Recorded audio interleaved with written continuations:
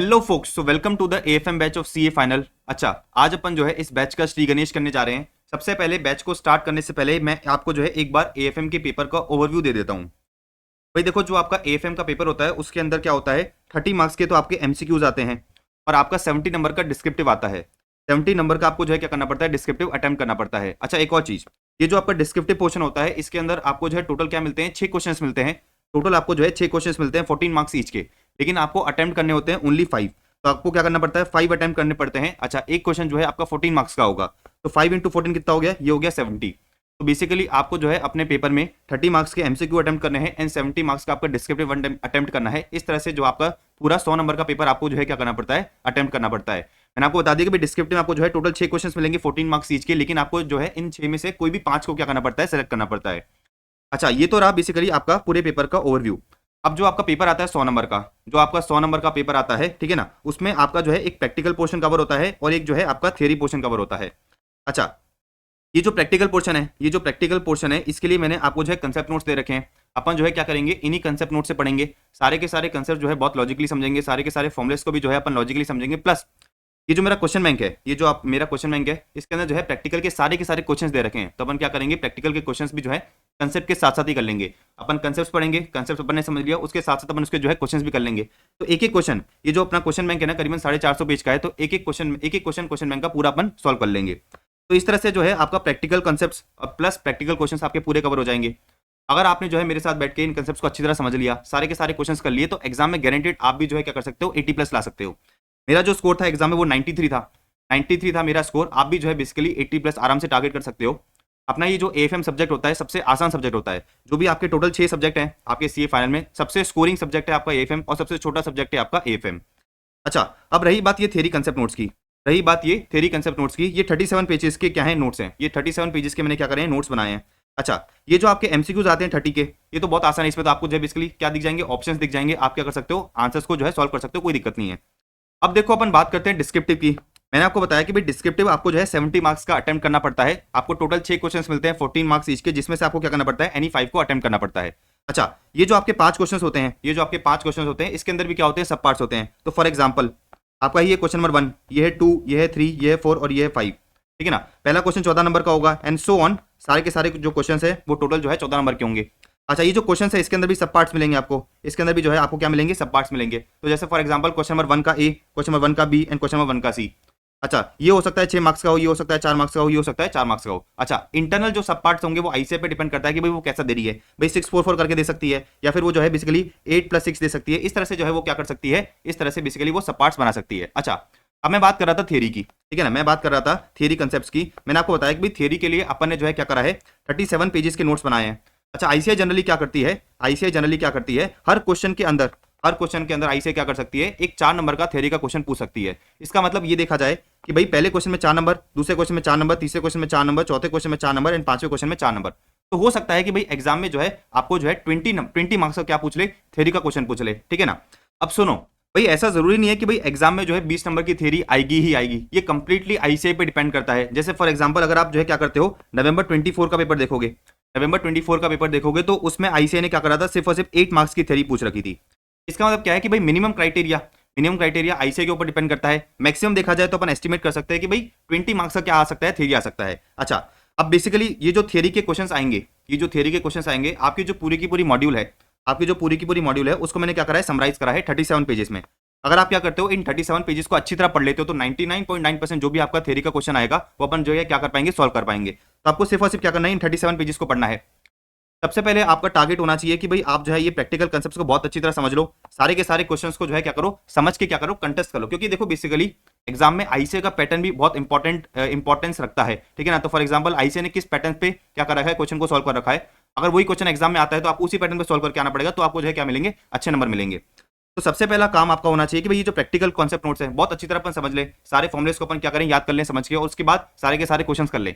फिर अपने पास समय बचता है अच्छा खासा, तो आप क्या करोगे, इन थ्योरी कॉन्सेप्ट नोट्स को भी पढ़ोगे अच्छे से और इसको क्या करोगे, अच्छे से रट लोगे। देखो थ्योरी के लिए आपको रटना ही पड़ेगा, क्योंकि अनलेस की आप आईसीआई के जो कीवर्ड्स हैं, अनलेस की आईसीआई की जो हेडिंग्स हैं उनको सही तरह से लिख के आओगे एग्जाम में, आपको मार्क्स नहीं मिलेंगे, ठीक है ना। तो आपको क्या करना पड़ेगा, आईसीआई की जो कीवर्ड्स हैं, आईसीआई की जो हेडिंग्स हैं उनको अच्छी तरह लिख के आना ही पड़ेगा। अब सुनो, ये जो थ्योरी चैप्टर है, इसमें भी जो है कुछ इंपॉर्टेंट चैप्टर है। जैसे ये चैप्टर नंबर 1 है, ये चैप्टर नंबर 2 है, ये आपका जो है बेसिकली एक सिक्योरिटाइजेशन वाला चैप्टर है और ये स्टार्टअप फाइनेंस वाला चैप्टर है।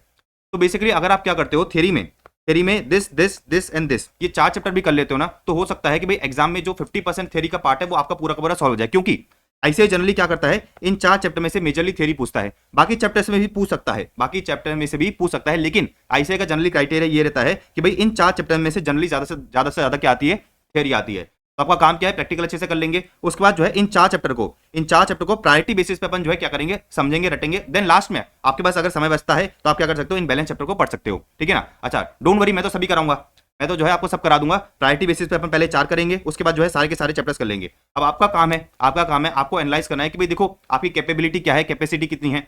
अगर आप बोलते हो कि भाई मैं पूरे के पूरे 37 पेजेस को अच्छी तरह क्या कर सकती हूँ, याद कर सकती हूँ या कर सकता हूँ, कर लेना। अगर आपको लगता है कि भाई मुझे जो है थ्योरी के जमेले में पढ़ना नहीं है, अपना टारगेट है कि भाई 70+ आ जाए, अपना काम हो जाएगा, तो आप क्या कर सकते हो, प्रैक्टिकल के साथ इन 4 चैप्टर्स को बहुत अच्छी तरह कर सकते हो। तो अब मैं आपको जो है पूरी चीज समझ में आ गई, मैंने आपको एक और चीज बता दी कि भाई एग्जाम में थ्योरी कितने नंबर की आएगी, आईसीए पर डिपेंड करता है। मैक्सिमम कितनी आ सकती है, अपन एस्टिमेट लगा सकते हैं कि भाई मैक्सिमम जो है 20 नंबर की आ सकती है। तो फाइनली जो है अब अपन क्या करते हैं, बैच की स्टार्टिंग करते हैं। अच्छा मैं आपको एक और चीज क्लियर करना चाहता हूं कि भाई अगर आप पहली बार भी एएफएम कर रहे हो तो आपको बिल्कुल भी स्ट्रेस लेने की जरूरत नहीं है। इस बैच खत्म होने के बाद आपको जो है इतना कॉन्फिडेंस आ जाएगा एएफएम में कि भाई आप जो है दद्दू बन जाओगे। दद्दू का मतलब है एक्सपर्ट बन जाओगे और एग्जाम में जो है आराम से 70-80+ टारगेट कर पाओगे। तो आपको बिल्कुल भी टेंशन लेने की जरूरत नहीं है। सारे के सारी चीजों को अपन बहुत बेसिक से करेंगे, बेसिक से लेके मैं आपके जो है एडवांस तक क्या करूंगा, कॉन्सेप्ट को बिल्ड कराता हुआ चलूंगा। तो अपन देखो सबसे पहले स्टार्टिंग करेंगे प्रैक्टिकल कंसेप्ट से, ठीक है ना। अच्छा fundamental basic concepts of AFM, सबसे पहला चैप्टर है fundamental basic concepts of AFM. यहाँ पर अगर आप देखते हो तो मैंने जो है कुछ चीजें डाल रखी है जो बहुत बेसिक है, जैसे सिंपल इंटरेस्ट कैसे कैलकुलेट करते हैं, कंपाउंडिंग इंटरेस्ट कैसे कैलकुलेट करते हैं। अच्छा आपका जो है टाइम वैल्यू ऑफ मनी क्या होता है, जिसके अंदर अपन देखेंगे कि भाई प्रेजेंट वैल्यू ऑफ मनी क्या होता है, फ्यूचर वैल्यू क्या होता है, ये सब चीजें मैं आपको बाद में कराऊंगा। सबसे पहले अपन स्टार्ट करने जा रहे हैं एक बहुत आसान चैप्टर से जिसका नाम है म्यूचुअल फंड। अपन बहुत आसान चैप्टर पढ़ेंगे म्यूचुअल फंड। अच्छा म्यूचुअल फंड को करने के लिए आपको जो है एएफएम को कोई भी दूसरा बेसिक कंसेप्ट पढ़ने की जरूरत नहीं कि भाई प्रेजेंट वैल्यू क्या होती है, फ्यूचर वैल्यू क्या होती है। ये बहुत आसान चैप्टर है, बहुत बेसिक चैप्टर है, अपन इसको करेंगे। अच्छा इंपॉर्टेंट भी है क्योंकि एग्जाम में जो है इसके क्वेश्चन हर अटेम्प्ट में बनते ही बनते हैं। तो सबसे पहले अपन स्टार्ट करते हैं म्यूचुअल फंड से। पेज नंबर 47 पे आ जाते हैं, आ जाओ। तो बेसिकली पेज नंबर 47 पे अपना म्यूचुअल फंड वाला चैप्टर स्टार्ट होता है। अच्छा म्यूचुअल फंड क्या होता है मैं आपको जो है बेसिक बता देता हूँ। ये मेरे हैंड रिटन नोट्स हैं, अगर आपको ये हैंड रिटन नोट्स चाहिए तो टेलीग्राम चैनल ज्वाइन कर लेना क्लास स्टूडेंट्स वाला, उसमें आपको जो है ये बेसिकली हैंड रिटन नोट्स मिल जाएंगे। भाई देखो म्यूचुअल फंड बेसिकली एक तरह का ट्रस्ट होता है, इंस्टीट्यूशन होता है जो क्या करता है, लोगों से पैसा कलेक्ट करता है और क्या करता है, स्टॉक्स, डिबेंचर्स या फिर अदर सिक्योरिटीज में इन्वेस्ट करता है। भाई रोहन के पास बहुत ज्यादा पैसा है, 1 करोड़ रुपए रोहन के पास पड़े हैं। अच्छा रोहन को जो है स्टॉक मार्केट की बिल्कुल नॉलेज नहीं है, फाइनेंस मार्केट की बिल्कुल नॉलेज नहीं है। अच्छा रोहन क्या करता है, अगर खुद से कोई भी शेयर खरीदता है तो शेयर खरीदने के बाद क्या होता है, प्राइस गिर जाता है। अच्छा कोई भी शेयर वो बेचता है तो बेचने के बाद क्या हो जाता है, प्राइस बढ़ जाता है। मतलब रोहन को जो है बेसिकली स्टॉक मार्केट का बिल्कुल भी नॉलेज नहीं है। तो रोहन क्या कर सकता है, रोहन जो है बेसिकली अपना पैसा प्रोफेशनल लोगों को दे सकता है। म्यूचुअल फंड में कौन बैठते हैं, प्रोफेशनल बंदे बैठते हैं जिनको स्टॉक मार्केट की बहुत ज्यादा नॉलेज है। तो रोहन क्या कर सकता है, अपना पैसा म्यूचुअल फंड को दे सकता है। म्यूचुअल फंड क्या करेगा, अपनी एक्सपर्टीज यूज करके जो है वेरियस स्टॉक्स में, वेरियस सिक्योरिटीज में पैसा क्या करेगा, इन्वेस्ट करेगा। तो देखो म्यूचुअल फंड क्या है भाई, mutual fund is a trust. Mutual fund is a trust जो क्या करता है, पूल करता है मनी फ्रॉम इन्वेस्टर्स, ठीक है ना, एंड इश्यू करता है units to make investment in capital market, thereby making investor to be the part owner of the assets of the mutual fund. तो बेसिकली म्यूचुअल फंड क्या करता है, इन्वेस्टर से पैसा कलेक्ट करता है। पैसा कलेक्ट करने के बाद उनको जो है क्या करता है, यूनिट्स इशू करता है। जैसे कंपनी के केस में क्या होता है, कंपनी शेयर्स इशू करती है और उसके बदले में पैसा मिलता है। इसी तरह से म्यूचुअल फंड क्या करता है, mutual fund basically units issue करता है और उसके बदले में उसको क्या मिलता है, पैसा मिलता है। अच्छा म्यूचुअल फंड के पास क्या आ गया, म्यूचुअल फंड के पास बेसिकली पैसा आ गया। अब म्यूचुअल फंड क्या करेगा, इसको वेरियस सिक्योरिटीज में इन्वेस्ट करेगा, वेरियस सिक्योरिटीज में क्या करेगा, इन्वेस्ट करेगा। अच्छा अब जो भी फायदा या नुकसान होगा वो किसको बढ़ जाएगा, वो जो है बेसिकली यूनिट होल्डर्स को बढ़ जाएगा। ये तो क्या था, बहुत सिंपल तरीका था। अच्छा इसके अंदर कुछ टेक्निकलिटीज होती है जो अपन आगे बढ़ेंगे। तो आपको जो है म्यूचुअल फंड का कंसेप्ट समझ में आ गया, आपको जो है म्यूचुअल फंड का पूरा कंसेप्ट समझ में आ गया होगा। अब सुनो मैं आपको जो है थोड़ा सा बेसिक्स में ले चलता हूँ। ये बैलेंस शीट है म्यूचुअल फंड की, ये क्या है, बैलेंस शीट है म्यूचुअल फंड की। म्यूचुअल फंड क्या करता है, म्यूचुअल फंड ने क्या करा, 5 यूनिट्स इशू करे each to Rohan and Ram. तो बेसिकली रोहन को 5 यूनिट इशू करे और राम को जो है 5 यूनिट इशू करे एट 10 रुपीज पर यूनिट, ठीक है ना, एट 10 रुपीज पर यूनिट। तो आप मुझे बताओ कि भाई अपन ने टोटल म्यूचुअल फंड ने टोटल यूनिट्स कितनी इशू करी है, 10। अच्छा पर यूनिट पे जो है म्यूचुअल फंड ने कितना पैसा चार्ज करा है, 10। तो बेसिकली म्यूचुअल फंड के पास टोटल कैपिटल कितना आ गया होगा, म्यूचुअल फंड के पास टोटल कैपिटल आ गया होगा 100 रुपया। म्यूचुअल फंड के पास टोटल कैपिटल कितना आ गया, 100 रुपया आ गया। अच्छा म्यूचुअल फंड ने क्या करा, म्यूचुअल फंड ने रोहन और राम से 100 रुपए लिए और क्या करा, और जो है बेसिकली वेरियस सिक्योरिटीज में इन्वेस्ट कर दिया। तो फॉर एग्जाम्पल म्यूचुअल फंड ने जो है आर लिमिट के शेयर में इन्वेस्ट करा है 20 रुपीज, डी लिमिट के शेयर में इन्वेस्ट करा है 30 रुपीज और एस लिमिट के शेयर में इन्वेस्ट करा है 50 रुपीज। तो इस तरह से आप देखते हो। तो भाई म्यूचुअल फंड के पास 100 रुपए का कैपिटल था, म्यूचुअल फंड के पास 100 रुपए का कैपिटल था, उसने क्या करा, उसने जो है वेरियस सिक्योरिटीज में इन्वेस्ट कर दिया। अपन अज्यूम करते हैं कि भाई म्यूचुअल फंड के कुछ आउटस्टैंडिंग एक्सपेंसेस हैं, म्यूचुअल फंड के क्या है, कुछ आउटस्टैंडिंग एक्सपेंसेस हैं। म्यूचुअल फंड के जो है बेसिकली कुछ आउटस्टैंडिंग एक्सपेंसेस हैं, तो बेसिकली आप एंट्री क्या पास करोगे, आउटस्टैंडिंग एक्सपेंसेस की एंट्री अपन क्या पास करते हैं, सीधी सी बात है आप एंट्री पास करोगे। अपन बहुत सिंपल लेमन लैंग्वेज में देखें तो जैसे आपने खर्चा करा है तो अपन खर्चे का नाम लेते हैं एक्सपेंस अकाउंट डेबिट। आप क्या करोगे, expense account debit to outstanding expense, expense account debit to outstanding expense, यही पास करोगे ना। खर्चा आपने कितने का करा है, 20 का करा है, खर्चा आपने कितने का करा है, 20 का करा है। तो आउटस्टैंडिंग एक्सपेंस क्या है, आउटस्टैंडिंग एक्सपेंस आपकी लायबिलिटी है, तो बेसिकली वो लायबिलिटी साइड में शो हो रहा है, वो जो है लायबिलिटी साइड में शो हो रहा है। जो ये एक्सपेंस है इसको क्या करोगे, पीएनएल में ले जाओगे, एक्सपेंस को जो है क्या करोगे, पीएनएल में ले जाओगे, तो आपका पीएनएल का बैलेंस क्या हो जाएगा, नेगेटिव हो जाएगा। तो यहाँ पर अगर आप देखते हो तो रिजर्व एंड सरप्लस कितना हो गया, -20 हो गया, ठीक है ना। तो बहुत बेसिक एग्जांपल लिया है मैंने। तो म्यूचुअल फंड की बैलेंस शीट देखते हो तो कितनी हो गई, म्यूचुअल फंड की बैलेंस शीट देखोगे तो बेसिकली एसेट्स और लायबिलिटी साइड मैच कर गई, विच इज 100 रुपीज। इतनी बात समझ में आती है आपको। अच्छा इधर आओ, म्यूचुअल फंड की मैंने आपको डेफिनेशन बताई, म्यूचुअल फंड की मैंने आपको क्या बताई, डेफिनेशन बताई कि भाई म्यूचुअल फंड क्या है, एक ट्रस्ट है जो क्या करता है, इन्वेस्टर से पैसा लेता है और कैपिटल मार्केट में क्या करता है, इन्वेस्ट करता है। अच्छा फिर देखो क्या दे रखा है, mutual fund is managed by professional money managers who invest money collected from the various investors in stocks, bonds and other securities. भाई म्यूचुअल फंड के अंदर एक प्रोफेशनल बंदा बैठा होता है जिसको स्टॉक मार्केट की, शेयर मार्केट की बहुत अच्छी नॉलेज होती है। वो इन्वेस्टर से पैसा कलेक्ट करता है और क्या करता है, मार्केट में इन्वेस्ट करता है। अब देखो क्या दे रखा है, अगर वैल्यू ऑफ सिक्योरिटीज जहां पर scheme has invested into goes up, भाई म्यूचुअल फंड ने जिस जिस सिक्योरिटी में इन्वेस्ट करा है, ठीक है ना, अगर उस सिक्योरिटी से क्या होता है, फायदा होता है, उस सिक्योरिटी से क्या होता है, फायदा होता है, तो वो जो फायदा है हम क्या करते हैं, यूनिट होल्डर्स में डिस्ट्रीब्यूट कर देते हैं। अच्छा जो भी फायदा होता है अपन क्या करते हैं, यूनिट होल्डर में डिस्ट्रीब्यूट कर देते हैं। यहाँ पर आप मुझे एक चीज बताओ, यहाँ पर जो है आप मुझे एक चीज बताओ कि भाई ये जो म्यूचुअल फंड है, ये जो म्यूचुअल फंड है, इसके अंदर, इस म्यूचुअल फंड के अंदर, ठीक है ना, इस म्यूचुअल फंड के ओनर कौन है, सीधी सी बात है रोहन और राम ओनर है। रोहन और राम क्या है, ओनर है। अच्छा ये जो एग्जांपल है मैंने खुद फ्रेम करा है सिंप्लिसिटी पर्पस के लिए, ठीक है ना, नो इफ्स एंड बट्स, बस सिंप्लिसिटी पर्पस के लिए मैंने क्या करा है, ये एग्जांपल फ्रेम करा है। तो मुझे एक चीज बताओ, म्यूचुअल फंड ने जो है क्या करा, म्यूचुअल फंड ने रोहन और राम से पैसा लेके इन सिक्योरिटीज में क्या करा, इन्वेस्ट कर दिया। अच्छा एक साल बाद क्या होता है समझना, एक साल बाद क्या होता है, म्यूचुअल फंड ने जिस जिस सिक्योरिटी में पैसा इन्वेस्ट करा ना, उस सिक्योरिटी की क्या होती है, वैल्यू बढ़ जाती है। तो देखो भाई म्यूचुअल फंड ने इन्वेस्ट करा था आर लिमिट के शेयर में, ठीक है ना, आर लिमिट के शेयर में इन्वेस्ट करा था, 20 रुपए का शेयर लिया था, आज उसकी वैल्यू कितनी हो गई है, 30 रुपए हो गई है। तो basically balance sheet of mutual fund मैंने बताई, मैंने जो है क्या करा, म्यूचुअल फंड की वापस बैलेंस शीट बनाई, एक साल बाद की बैलेंस शीट है। तो आर लिमिट का इन्वेस्टमेंट था 20 रुपए से कितना हो गया, 30 रुपीज हो गया। जी लिमिट का इन्वेस्टमेंट अपन ने करा था, जी लिमिट के शेयर में अपन ने इन्वेस्टमेंट करा था 30 रुपए का, उसकी वैल्यू कितनी हो गई 40, एंड 50 से कितना हो गया 60 हो गया। यहाँ पर अगर आप देखते हो, यहाँ पर अगर आप देखते हो तो बेसिकली जो म्यूचुअल फंड की जो इन्वेस्टमेंट्स का टोटल है वो कितना हो गया, वो जो है बेसिकली हो गया 130 रुपीज। इधर तक कोई दिक्कत नहीं होगी आपको, इधर तक कोई दिक्कत नहीं होगी। अच्छा कैपिटल मेरा कितना था, कैपिटल था आपका बेसिकली 100 का, कैपिटल आपका 100 था। अपन अज्यूम करते हैं कि भाई आउटस्टैंडिंग एक्सपेंसेस अभी भी आपने पे नहीं करे हैं, आउटस्टैंडिंग एक्सपेंसेस अभी भी आपने पे नहीं करे। अच्छा मुझे एक चीज बताओ, मुझे जो है आप एक चीज बताओ, भाई आपको जो ये फायदा हुआ, आपको जो कितने का फायदा हुआ, भाई आपने 100 रुपए का इन्वेस्टमेंट करा था, 100 रुपए का इन्वेस्टमेंट करा था, और बेसिकली आपकी वैल्यू अभी कितनी हो गई 130 हो गई। तो आपने बुक्स में एंट्री क्या पास करी होगी, आपने जो है बुक्स में सिंपल सी एंट्री पास करी होगी, investment account debit, investment account debit 30 रुपया, ठीक है ना, इन्वेस्टमेंट आपका 30 रुपए से बड़ा है, टू पीएनएल अकाउंट क्रेडिट कितना हो गया 30 rupees, to PNL account credit कितना हो गया 30 रुपीज हो गया। तो मुझे एक चीज बताओ, मुझे एक चीज बताओ कि भाई पहले अगर आप देखते हो तो पहले जो है आपका पीएनएल में लॉस कितना था 20 था, अभी आपका गेन कितना हो गया 30 हो गया। तो अब आपका जो पीएनएल का बैलेंस है या फिर अभी आपके जो रिजर्व्स हैं वो कितने हो जाएंगे 10 के हो जाएंगे। इधर तो कोई दिक्कत, बहुत बेसिक चीज है। तो यहाँ पर आप देखते हो तो एसेट्स और लायबिलिटीज क्या हो गई आपकी, मैच हो गई, विच इज 130 और 130, कोई दिक्कत नहीं आई होगी अब इधर तक आपको। अब सुनना मेरी बात, मैं आपको कंसेप्ट कराने जा रहा हूँ एनएवी का। एनएवी क्या होता है, नेट एसेट वैल्यू क्या होता है, उसका कंसेप्ट अपन देखने जा रहे हैं। एनएवी क्या होता है वो कंसेप्ट अपन देखने जा रहे हैं। इधर तक आपको कोई दिक्कत नहीं आई होगी कि भाई पहले अपनी म्यूचुअल फंड की बैलेंस शीट ये थी, उसके बाद जो है म्यूचुअल फंड की बैलेंस शीट इतनी हो गई। अब सुनना मेरी बात, अब मेरी बात बड़े ध्यान से समझना।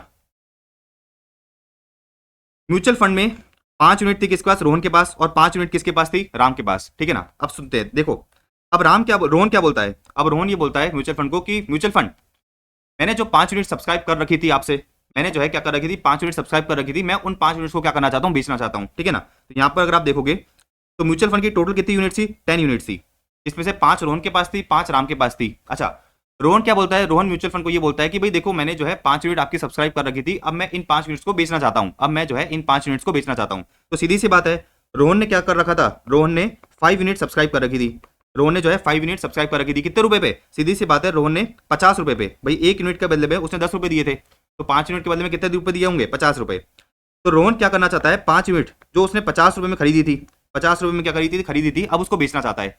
अब सवाल ये आता है कि भाई म्यूचुअल फंड जो है रोहन को कितना पैसा देगा, 1 यूनिट के बदले में कितना पैसा देगा, म्यूचुअल फंड रोहन को 1 यूनिट के बदले में कितना पैसा देगा, वो अपने को निकालना पड़ेगा। अच्छा लेमन लैंग्वेज में समझते हैं अपन, जो है बेसिकली एक लेमन लैंग्वेज में समझते हैं। आज के दिन पे देखा जाए अगर म्यूचुअल फंड क्या करता है, आज के दिन पे देखा जाए अगर म्यूचुअल फंड अपने सारे के सारे एसेट जाके मार्केट में बेच देता है, सारे के सारे एसेट जाके उसने क्या करा मार्केट में बेच दिया, तो उसको जो है 130 रुपीज मिलेंगे, सीधी सी बात है ना। भाई म्यूचुअल फंड क्या करता है, ये सारे के सारे एसेट्स को मार्केट में बेच देता है, तो उसको 130 रुपीज मिलेंगे। अच्छा 130 रुपीज उसको मिले, म्यूचुअल फंड को 130 रुपीज मिले। अच्छा उसमें से वो क्या करेगा म्यूचुअल फंड, 20 रुपीज की जो भी अपनी लाइबिलिटीज है, जो भी एक्सपेंसेस उसको पे ऑफ कर देगा, क्या करेगा, लेस कर देगा लाइबिलिटीज को। कितनी लाइबिलिटीज है, 20 है, तो म्यूचुअल फंड के पास बच कितना जाएगा, म्यूचुअल फंड के पास 110 रुपए बच जाएगा। म्यूचुअल फंड के पास कितना बच जाएगा, 110 रुपए बच जाएगा। अब सीधी सी बात यह है कि भाई म्यूचुअल फंड के सारे एसेट्स अपने बेच दिए, सारी की सारी लाइबिलिटीज पे ऑफ कर दी। अभी जो पैसा बच गया है, ये जो पैसा बच गया है ये किसका होगा, ये सीधी सी बात है ओनर्स का होगा, सीधी सी बात है किसका होगा, ओनर्स का होगा। तो म्यूचुअल फंड में टोटल यूनिट्स कितनी है, म्यूचुअल फंड में टोटल यूनिट्स है 10। म्यूचुअल फंड में टोटल यूनिट्स कितनी है, इधर मैं लिख लेता हूं, म्यूचुअल फंड में टोटल यूनिट्स कितनी है, 10 है। तो बेसिकली अपने को ये पता है कि भाई जो टोटल पैसा बटना है वो कितना है, 110। टोटल यूनिट्स है कितनी है, 10 है। तो आपको ये पता चल सकता है कि भाई 110 डिवाइड बाय 10 करके कि भाई पर यूनिट पे ओनर को कितना मिलेगा, पर यूनिट पे जो है ओनर को कितना अमाउंट मिलेगा। लॉजिक की बात समझ में आ गई। तो मैंने आपको क्या बताया कि भाई अपने को ये निकालना है कि रोहन जब क्या कर रहा है 5 यूनिट्स बेच रहा है, तो उसको पर यूनिट के बदले में कितना अपन को रुपए दें। तो मैंने आपको सिंपल सा लेमन लैंग्वेज में बताया कि भाई आज के दिन पे आप ये देखो भाई सारे के सारे एसेट्स कितने हैं। अगर आज के दिन अपन सारे के सारे एसेट्स बेच देते हैं तो म्यूचुअल फंड के पास आएगा 130 रुपया। अब म्यूचुअल फंड को क्या करना पड़ेगा, अपनी लाइबिलिटीज पे ऑफ करनी पड़ेगी। तो उसने 20 रुपए की लाइबिलिटीज पे ऑफ कर दी, म्यूचुअल फंड के पास बचा 110 रुपया। म्यूचुअल फंड के पास बचा 110 रुपया। ये 110 रुपया अपन क्या करेंगे, टोटल 10 यूनिट्स, जो 10 यूनिट्स अपने पास क्या है, 10 यूनिट्स अपने पास है, उनको बांटेंगे। तो 110 डिवाइड बाय 10 करा अपन ने, 110 डिवाइड बाय 10 करा तो आपको ये पता चला कि भाई पर यूनिट पे आपको 11 रुपए देना पड़ेगा। पर यूनिट पे जो भी आपका ओनर है उसको 11 रुपए देना पड़ेगा। तो ये जो 11 रुपए अपन ने निकाला है, ये जो अपन ने 11 रुपए निकाला है, इसी को अपन क्या बोलते हैं, इसी को अपन बोलते हैं NAV per unit, net asset value per unit, NAV per unit. इतनी बात समझ में आ गई। तो मुझे एक चीज बताओ भाई, रोहन के पास जो है टोटल 5 यूनिट्स है, म्यूचुअल फंड को भी पता चल गया कि भाई एक यूनिट के बदले में उसको क्या करना है, 11 रुपए देने हैं। तो रोहन को जो है 5 यूनिट के बदले में टोटल कितना पैसा मिलेगा, रोहन को जो है 5 यूनिट के बदले में टोटल कितना पैसा मिलेगा, 55 रुपीज मिलेगा। इतनी बात समझ में आ गई। तो एनएवी का कंसेप्ट पता चला आपको। एनएवी का मतलब क्या, देखो एनएवी का मतलब है कि it is the value of per unit of the portfolio holding. तो अपन ये देख रहे हैं एनएवी का मतलब सिंपल सा बात ये है कि भाई म्यूचुअल फंड की आज के दिन पे एक यूनिट की वैल्यू क्या है।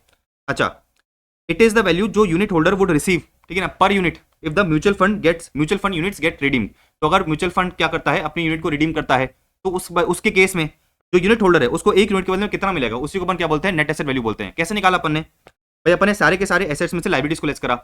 It is the net value of all the assets less liabilities. यही तो करा ना अपने, इधर देखो यहाँ पर अपन यही तो करा कि भाई 130 क्या है, मेरे सारे एसेट्स हैं, एल क्या है मेरी, एल है मेरी सारी लाइबिलिटीज। तो जो है मैंने क्या करा, एसेट्स माइनस लाइबिलिटीज को लेस करा, तो मुझे क्या मिल गया, आपको जो है बेसिकली नेट एसेट्स मिल गए। नेट एसेट्स को आपने क्या करा, नंबर ऑफ यूनिट से डिवाइड करा, टोटल नंबर ऑफ यूनिट से डिवाइड करा, तो आपको क्या मिल गया, net asset value per unit मिल गया। यदि बात समझ में आ गई। अच्छा अपन ने क्या करा, सारे के सारे एसेट्स में से लाइबिलिटीज को लेस करा, सारे के सारे एसेट्स में से लाइबिलिटीज को लेस करा, तो आपको क्या मिल गया, नेट वैल्यू मिल गया। अच्छा अब देखो क्या दे रखा है भाई, NAV represents the market value of the total assets of the fund less total liabilities attributable to the those assets on per unit basis. तो अपन वही करा ना, सारे के सारे एसेट्स में से लाइबिलिटीज को लेस करा। अच्छा एसेट्स में भी अपन क्या लेते हैं, market value of the assets. Market value क्यों लेते हैं, क्योंकि सीधी सी बात है, मुझे ये देखना है कि भाई आज के दिन पे अगर मैं क्या करना चाहूं, आज के दिन पे सारे के सारे एसेट्स को बेचना चाहता हूं, तो कितने पे बिकेगा, वो मार्केट वैल्यू पे बिकेगा। तो मैंने क्या करा, एसेट्स की मार्केट वैल्यू ली, लेस करा सारी की सारी लाइबिलिटीज, तो मुझे क्या मिल गया, नेट एसेट्स मिल गए। नेट एसेट्स को मैंने क्या करा, नेट एसेट्स को टोटल नंबर ऑफ यूनिट से डिवाइड करा, तो आपको जो है एनएवी पर यूनिट मिल गया। बात समझ में आ गई। अच्छा देखो क्या बोल रहा है, जो आपकी एनएवी है, ठीक है ना, जो आपकी नेट एसेट वैल्यू है वो क्या होती है, डेली चेंज होती है। तो एनएवी चेंजेस डेली, क्योंकि value of assets and liabilities भी क्या होता है, डेली चेंज होता है। अच्छा मुझे एक चीज बताओ, आज के दिन पे आर लिमिटेड के शेयर का प्राइस 30 रुपए है, तो कल जो शेयर का प्राइस होगा वो हो सकता है फ्लक्चुएट हो, भाई कल 30 रुपए हो ऐसा जरूरी तो नहीं है ना, कल हो सकता है 25 हो जाए या 40 हो जाए। तो बेसिकली रोज की एनएवी, ठीक है ना, हर डे की एनएवी क्या होती है, चेंज होती है। तो लोगों ने वही चीज कही कि जो म्यूचुअल फंड की एनएवी होती है वो जो है बेसिकली डेली बदलती है, क्योंकि value of assets and liabilities changes daily. अच्छा NAV today will not be NAV tomorrow or day later. भाई आज की जो एनएवी है ऐसा जरूरी नहीं कि भी कल भी वही एनएवी हो, कल हो सकता है कि भाई एसेट्स की वैल्यू ऊपर नीचे हो जाए। तो एनएवी फ्लक्चुएट होता है depending upon the change in the value of assets and liabilities on daily basis. कोई दिक्कत। अच्छा फिर आगे देखो क्या रखा है, एनएवी को अपन कैसे कंप्यूट करते हैं, आपको क्या करना है, आपको जो है म्यूचुअल फंड स्कीम के नेट एसेट्स निकालने हैं, डिवाइड बाय क्या करोगे, डिवाइड बाय करोगे नंबर ऑफ यूनिट्स आउटस्टैंडिंग, तो आपको क्या मिलेगा, आपको जो है बेसिकली एनएवी मिल जाएगा। आई थिंक इधर तक आपको कोई दिक्कत नहीं आई होगी, इधर तक अपन ने लॉजिकली पूरा समझ लिया कि भाई एनएवी का मतलब क्या होता है। एनएवी का सिंपल सा मतलब ये है कि भाई एक यूनिट की वैल्यू कितनी है, एक यूनिट की वैल्यू कितनी है। अच्छा उसके निकालने के लिए क्या करोगे, सारे के सारे एसेट्स लोगे, सारे के सारे एसेट्स में से सारी की सारी लाइब्रेरीज को लेस कर दोगे, आपको नेट एसेट्स मिल जाएंगे। नेट एसेट को आपको डिवाइड करना है टोटल नंबर ऑफ यूनिट से, तो आपको जो है क्या मिल जाएगा, net asset value per unit. Done. अब सुनो, सारे के सारे एसेट्स में से मुझे क्या करना पड़ता है, लाइब्रेरीज को लेस करना पड़ता है। एसेट कौन कौन से हो सकते हैं, देखो भाई नेट एसेट मुझे निकालना है, नेट एसेट कैसे निकालूंगा, एसेट माइनस लायबिलिटीज। अब एसेट कौन कौन से हो सकते हैं, भाई म्यूचुअल फंड ने जहां पर भी इन्वेस्टमेंट कर रखा होगा उसकी मार्केट वैल्यू ले लेंगे। जैसे म्यूचुअल फंड ने शेयर्स में इन्वेस्टमेंट कर रखा था, अपने उसकी मार्केट वैल्यू ले ली। अच्छा म्यूचुअल फंड के अगर कुछ ट्रेड रिसीवेबल्स हैं, म्यूचुअल फंड के ट्रेड रिसीवेबल्स हैं तो बेसिकली वो भी एसेट्स में ऐड होंगे।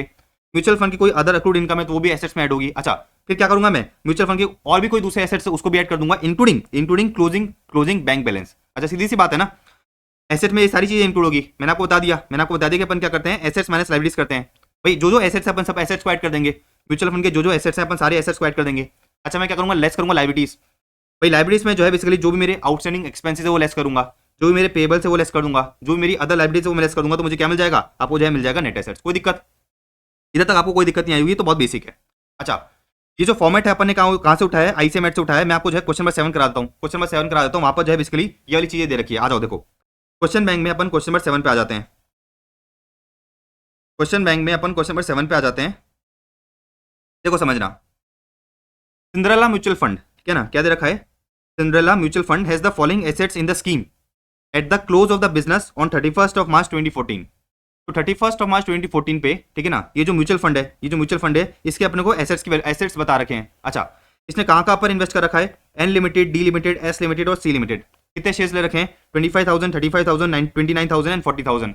अच्छा, इन लोगों ने बता रखा है कि भाई 31st ऑफ मार्च 2014 को मार्केट प्राइस क्या दे रखा है, मार्केट प्राइस पर शेयर बता रखा है हर कंपनी का। तो बेसिकली ये दे रखा है 20, 300, 380 एंड 500। आगे बढ़ते हैं। इन लोगों ने कहा कि भाई total number of units of the scheme कितना है, 10 लाख है। तो इन लोगों ने एक और चीज बता रखी है कि भाई 31st मार्च पे एसेट्स तो ये हैं।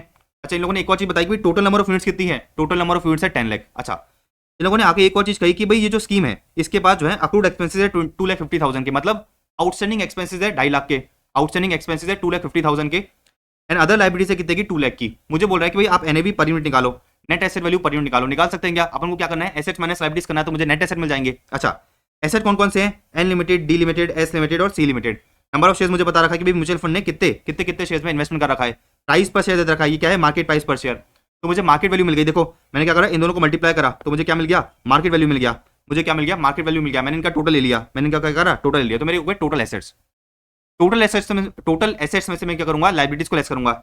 लाइबिलिटीज कौन कौन सी है, एक तो है मेरी 2,50,000 की ये, एंड 2 लाख की मेरी अदर लाइबिलिटीज है। तो देखो मैंने क्या करा, मैंने जो है बेसिकली लाइबिलिटीज को लेस करा, इन दोनों लाइबिलिटीज को क्या करा, लेस करा। तो मुझे क्या मिल गया, नेट एसेट मिल गया। आपका नेट एसेट कितना निकल के आ गया, आपका नेट एसेट निकल के आ गया 4,15,70,000। अच्छा, डिवाइड बाय क्या करूंगा मैं, टोटल नंबर ऑफ यूनिट्स करूंगा। तो टोटल नंबर ऑफ यूनिट्स कितने हैं, 10 लाख। तो आपको क्या मिल गया, एनएवी पर यूनिट मिल गया। आपको जो है पता चल गया कि भाई आपका एनएवी पर यूनिट कितना है, 41.47। तो कोई दिक्कत नहीं, बहुत आसान क्वेश्चन था, राइट।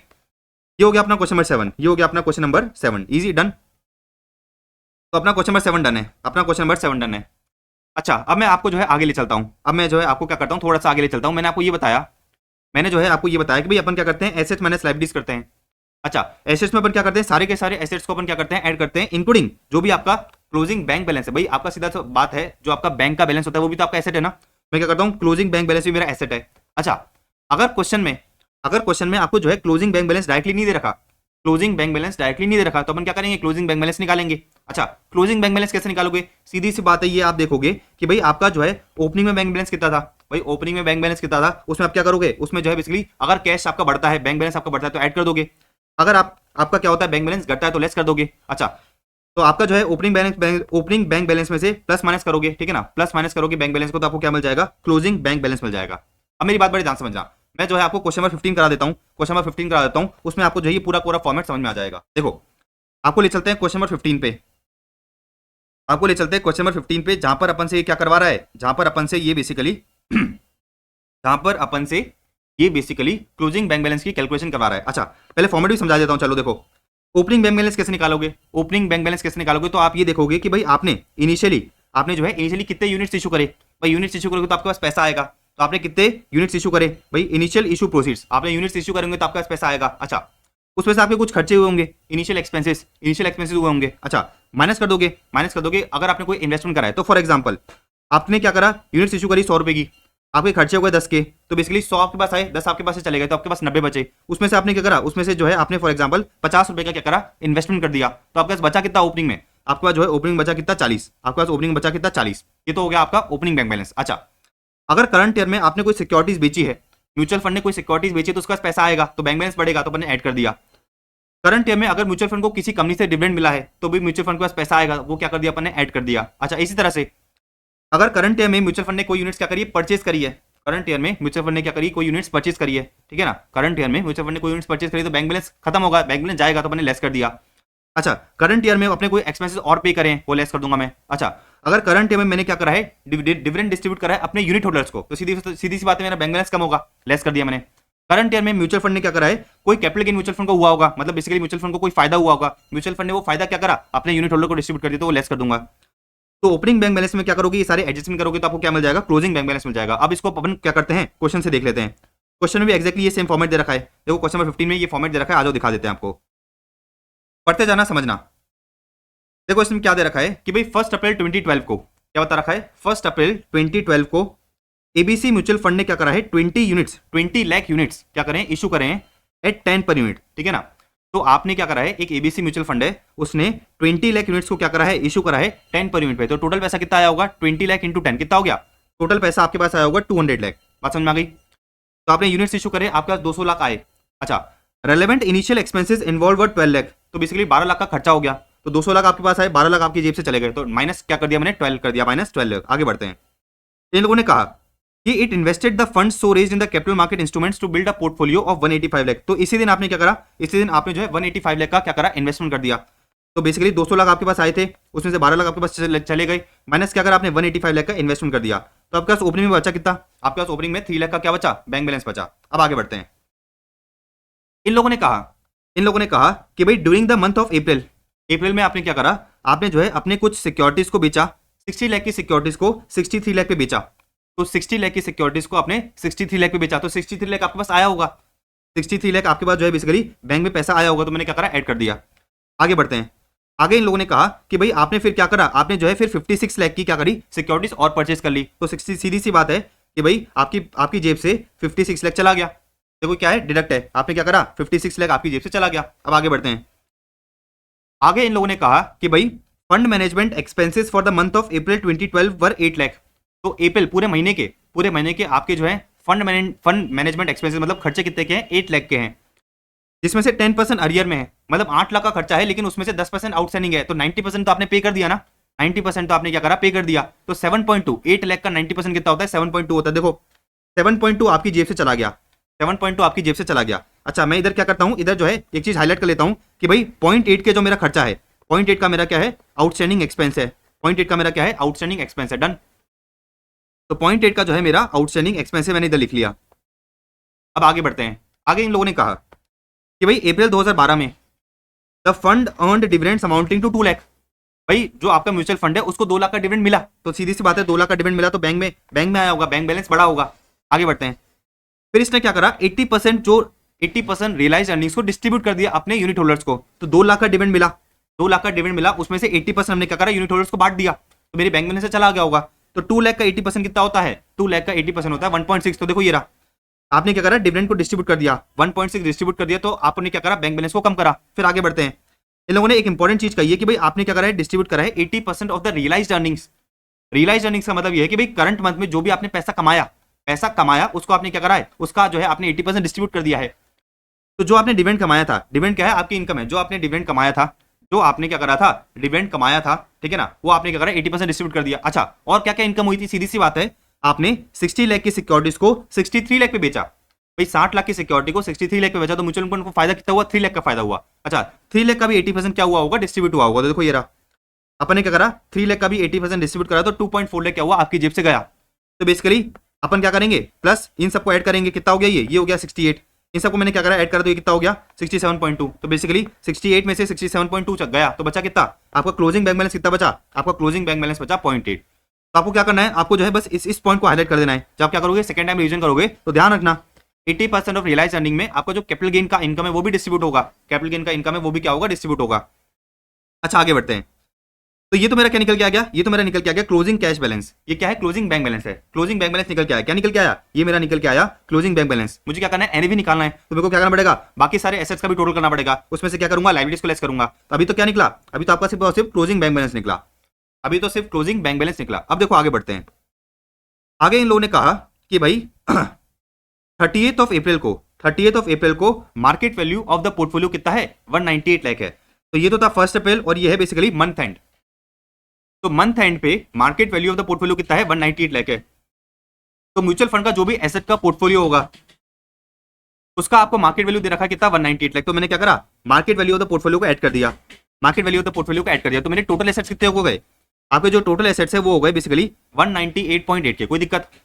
अच्छा, आगे मुझे कोई भी और एसेट की इन्फॉर्मेशन नहीं दे रखी। अच्छा, आप एक और चीज देखना, मैंने आपको बताया था कि भाई 0.8 की क्या है आपकी आउटस्टैंडिंग लाइबिलिटीज है, 0.8 लाख की क्या है आपकी आउटस्टैंडिंग एक्सपेंसेस है, तो वो क्या होगा, लाइबिलिटी लेस करेंगे अपन। तो देखो मैंने क्या करा, मैंने जो है अरियर्स ऑफ एक्सपेंसेस 0.8 को लेस करा, तो आपको ये पता चला कि भाई आपके क्लोजिंग नेट एसेट कितने के हैं, आपके जो है क्लोजिंग नेट एसेट है बेसिकली 198 के। तो 198.8 माइनस 0.8 करा तो आपके जो है बेसिकली क्लोजिंग नेट एसेट कितने के आ गए, 198 के आ गए। कोई दिक्कत? अच्छा, मुझे पता है कि भाई मेरे टोटल नंबर ऑफ यूनिट्स कितने हैं, 20 लाख है। आपके जो है टोटल नंबर ऑफ यूनिट्स कितने हैं, टोटल नंबर ऑफ यूनिट्स है 20 लाख। तो आपका जो है क्लोजिंग एनएवी पर यूनिट निकल सकता है क्या, 198 डिवाइड बाय 20, 198 डिवाइड बाय 20 कितना आ गया, ये आपका निकल के आ गया 9.9। तो आपको ये पता चला, आपको जो है ये पता चला कि भाई आपका क्लोजिंग एनएवी कितना है, आपका जो क्लोजिंग एनएवी है वो बेसिकली 9.9 है। इधर तक कोई दिक्कत नहीं है। अब देखो आगे बढ़ते हैं। इन लोगों ने कहा कि भाई एक मिस्टर आकाश करके पर्सन है इन्वेस्टर, उसने क्या करा था 1 अप्रैल 2012 को 100 यूनिट सब्सक्राइब करी थी, ठीक है ना। तो उसने क्या करा था 1 अप्रैल 2012 को 100 यूनिट्स उसने परचेज करी थी और 1 यूनिट उसने परचेज करी थी ₹10 पे। अच्छा, इसने क्या करा, and disposed of the same at the closing NAV on 30/4/2012। तो उसने 1 अप्रैल को 100 यूनिट्स परचेज करी और 30 अप्रैल को क्या करा, उसने सारी की सारी यूनिट्स बेच दी। आपने को ये निकालना है कि भाई what was his annual rate of earning, कि भाई उसने जो है कितना कमाया, वो अपने को निकालना है। आज निकालते हैं। देखो, उसने 1 यूनिट परचेज करी थी 10 रुपए पे, उसने 1 यूनिट परचेज करी थी 10 रुपए पे। अच्छा, फिर उसने क्या करा, उसने जो है बेसिकली उसने 30 अप्रैल को सारी यूनिट्स बेच दी। अच्छा, और 1 यूनिट जो बेची है, जो 1 यूनिट बेची है क्लोजिंग एनएवी भी बेची है, क्लोजिंग एनएवी मैंने निकाला 9.9। तो इसका मतलब क्या है, इसका सिंपल सा मतलब ये है, इसका सिंपल सा मतलब क्या है, इसका सिंपल सा मतलब ये कि भाई आपने 10 रुपए पे यूनिट परचेज करी थी, 1 यूनिट 1 अप्रैल को 10 रुपए पे परचेज करी थी और 30 अप्रैल को 0.9 पे बेच दी। तो आपको जो है 1 यूनिट पे नुकसान कितना हुआ, आपको जो है बेसिकली 1 यूनिट पे नुकसान हुआ 0.1 का, 1 यूनिट पे नुकसान कितना हुआ 0.1 का हुआ। तो देखो ये रहा, उसका जो है बेसिकली नुकसान निकल के आया पर यूनिट, उसका जो है नुकसान निकल के आया पर यूनिट कितना 0.1। तो ये क्या है, लॉस है, ये क्या है, लॉस ऑन डिस्पोजल। अब सुनो, सीधी सी बात ये है कि भाई उसको जो है क्या हुआ होगा, डिविडेंड की इनकम हुई होगी और आपका जो कैपिटल गेन का इनकम है उसकी इनकम हुई होगी। तो देखो म्यूचुअल फंड ने क्या करा, म्यूचुअल फंड ने यहां पर अगर आप देखते हो तो बेसिकली 2.4 का तो कैपिटल गेन डिस्ट्रीब्यूट करा और 1.6 का क्या करा, 1.6 का जो है डिविडेंड डिस्ट्रीब्यूट करा। तो टोटल कितना हो गया भाई 2.4 प्लस 1.6, 2.4 प्लस 1.6। तो बेसिकली जो आपका म्यूचुअल फंड है उसने करंट ईयर में, जो आपका म्यूचुअल फंड है उसने करंट ईयर में टोटल इनकम कितनी डिस्ट्रीब्यूट करी है, टोटल इनकम डिस्ट्रीब्यूट करी है 4 लाख की, टोटल इनकम कितनी डिस्ट्रीब्यूट करी है, 4 लाख की इनकम डिस्ट्रीब्यूट करी है। अच्छा, ये तो सारे के सारे यूनिट लोगों को डिस्ट्रीब्यूट करी होगी। तो टोटल यूनिट्स कितने थे मेरे, टोटल यूनिट्स थे आपके 20 लाख, टोटल यूनिट्स कितने थे 20 लाख थे। तो 4 लाख डिवाइड में मैंने क्या करा 20 करा, तो आपको ये पता चला 4 लाख डिवाइड में मैंने क्या करा 20 करा, तो आपको ये पता चला भाई पर यूनिट के बेसिस पे म्यूचुअल फंड ने क्या करा है 0.2 रुपीज की इनकम क्या करिए डिस्ट्रीब्यूट करिए। अच्छा, आप मिस्टर ए हो, आप जो है मिस्टर ए हो, ठीक है ना, आप जो है मिस्टर ए हो, आपके पास क्या है 100 यूनिट्स है, आपके पास क्या है 100 यूनिट्स है, ठीक है ना। तो 1 यूनिट पे बेसिकली आपको ये पता चला कि भाई आपको नुकसान कितने का हुआ है, 0.1 का नुकसान हुआ है। अच्छा, 1 यूनिट पे आपको जो बेसिकली इनकम कितनी मिली है 0.2 की मिली है, मतलब आपका नेट फायदा कितना हुआ, आपका नेट अर्निंग हुआ बेसिकली 0.1, आपका नेट अर्निंग कितना हो गया 0.1 हो गया। इधर तो कोई दिक्कत नहीं है। अच्छा, तो आपको एक चीज पता चली, आपको जो है एक चीज पता चली कि भाई जो मिस्टर ए है उसने इनिशियली लगाया था कितना 10 रुपया, 1 यूनिट को परचेस करने के लिए उसने इनिशियली लगाया था कितना 10 रुपया। अच्छा, ईयर एंड पे उसको जो है बेसिकली 0.1 रुपीज का क्या हुआ है, फायदा हुआ है। ईयर एंड पे अगर आप देखोगे तो उसको जो है क्या हुआ है 0.1 रुपीज का फायदा हुआ है। तो देखो मैंने क्या करा, मैंने करा बेसिकली 0.1 डिवाइड बाय 10 इंटू 100। तो आपको ये पता चला कि भाई आपको जो है ये पता चला कि भाई उसका फायदा कितना हुआ है परसेंटेज में। तो 0.1 डिवाइड बाय 10 इंटू 100 करा, तो आपको ये पता चला कि भाई उसका जो है बेसिकली 0.1 डिवाइड बाय 10 इंटू मैंने करा 100 करा, तो आपको ये पता चला कि भाई उसका फायदा कितना हुआ है, उसका फायदा हुआ है 1% का, उसका फायदा कितना हुआ है 1%। तो मंथली ये क्या है 1% उसने कमाया इन अ मंथ, ये ना 1% कमाया उसने इन अ मंथ। तो उसका मैंने क्या करा रिटर्न निकाला, मैंने रिटर्न निकाला कि भाई उसने लगाया था 10 रुपया, उसको मिला है 0.1 रुपीज। तो 0.1 डिवाइड बाय 10 इंटू 100 करोगे तो आपको ये पता चलेगा कि भाई उसका जो है 1% क्या निकल के आया, रिटर्न निकल के आया। अच्छा, क्वेश्चन क्या पूछ रहा है, क्वेश्चन आपसे ये पूछ रहा है कि भाई आप उसका जो है एनुअल रेट ऑफ अर्निंग निकालो। क्या निकालो, एनुअल रेट ऑफ अर्निंग। ये तो जो है बेसिकली अपन ने क्या करा रिटर्न निकाला, ये तो मंथली रिटर्न है, ये तो क्या है मंथली रिटर्न है, क्योंकि 1 महीने में उसने कमाया है, क्या करा है उसने 1 महीने में कमाया है, उसने क्या करा है ये तो जो है बेसिकली उसने 1 महीने में कमाया है। अच्छा, तो मैंने क्या करा डिवाइड बाय करा 1 इंटू 12 करा, तो आपको ये पता चला कि भाई पूरे साल का अर्निंग कितना है। तो पूरे साल का अर्निंग कितना निकल के आएगा 12%, पूरे साल का अर्निंग कितना निकल के आएगा आपका जो है 12% निकल के आएगा।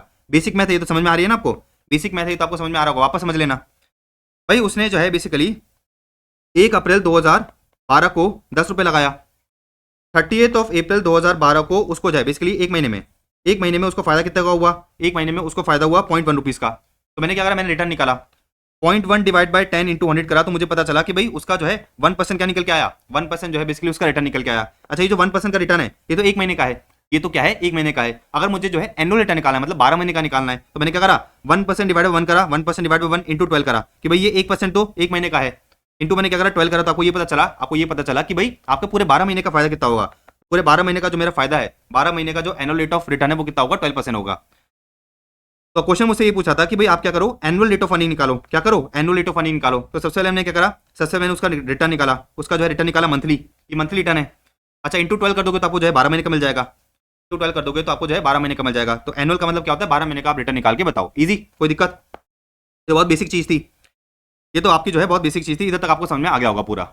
डन। तो अपन ने जो है उसका रिटर्न निकाला 1%, उसको जो है क्या करा, एनुअल में कन्वर्ट कर दिया कि भाई अगर ये एनुअली होल्ड करके रखता है, अगर ये क्या करता है, एनुअली होल्ड करके रखता है, तो बेसिकली इसका जो है पूरे साल में कितना फायदा होगा। डन है। तो अपना बेसिकली आपको ये समझ में आ गया होगा कि भाई अपन जो है क्लोजिंग बैंक बैलेंस को किस तरह से निकालेंगे, अगर आपको जो है क्वेश्चन में क्लोजिंग बैंक बैलेंस नहीं दे रखा होगा।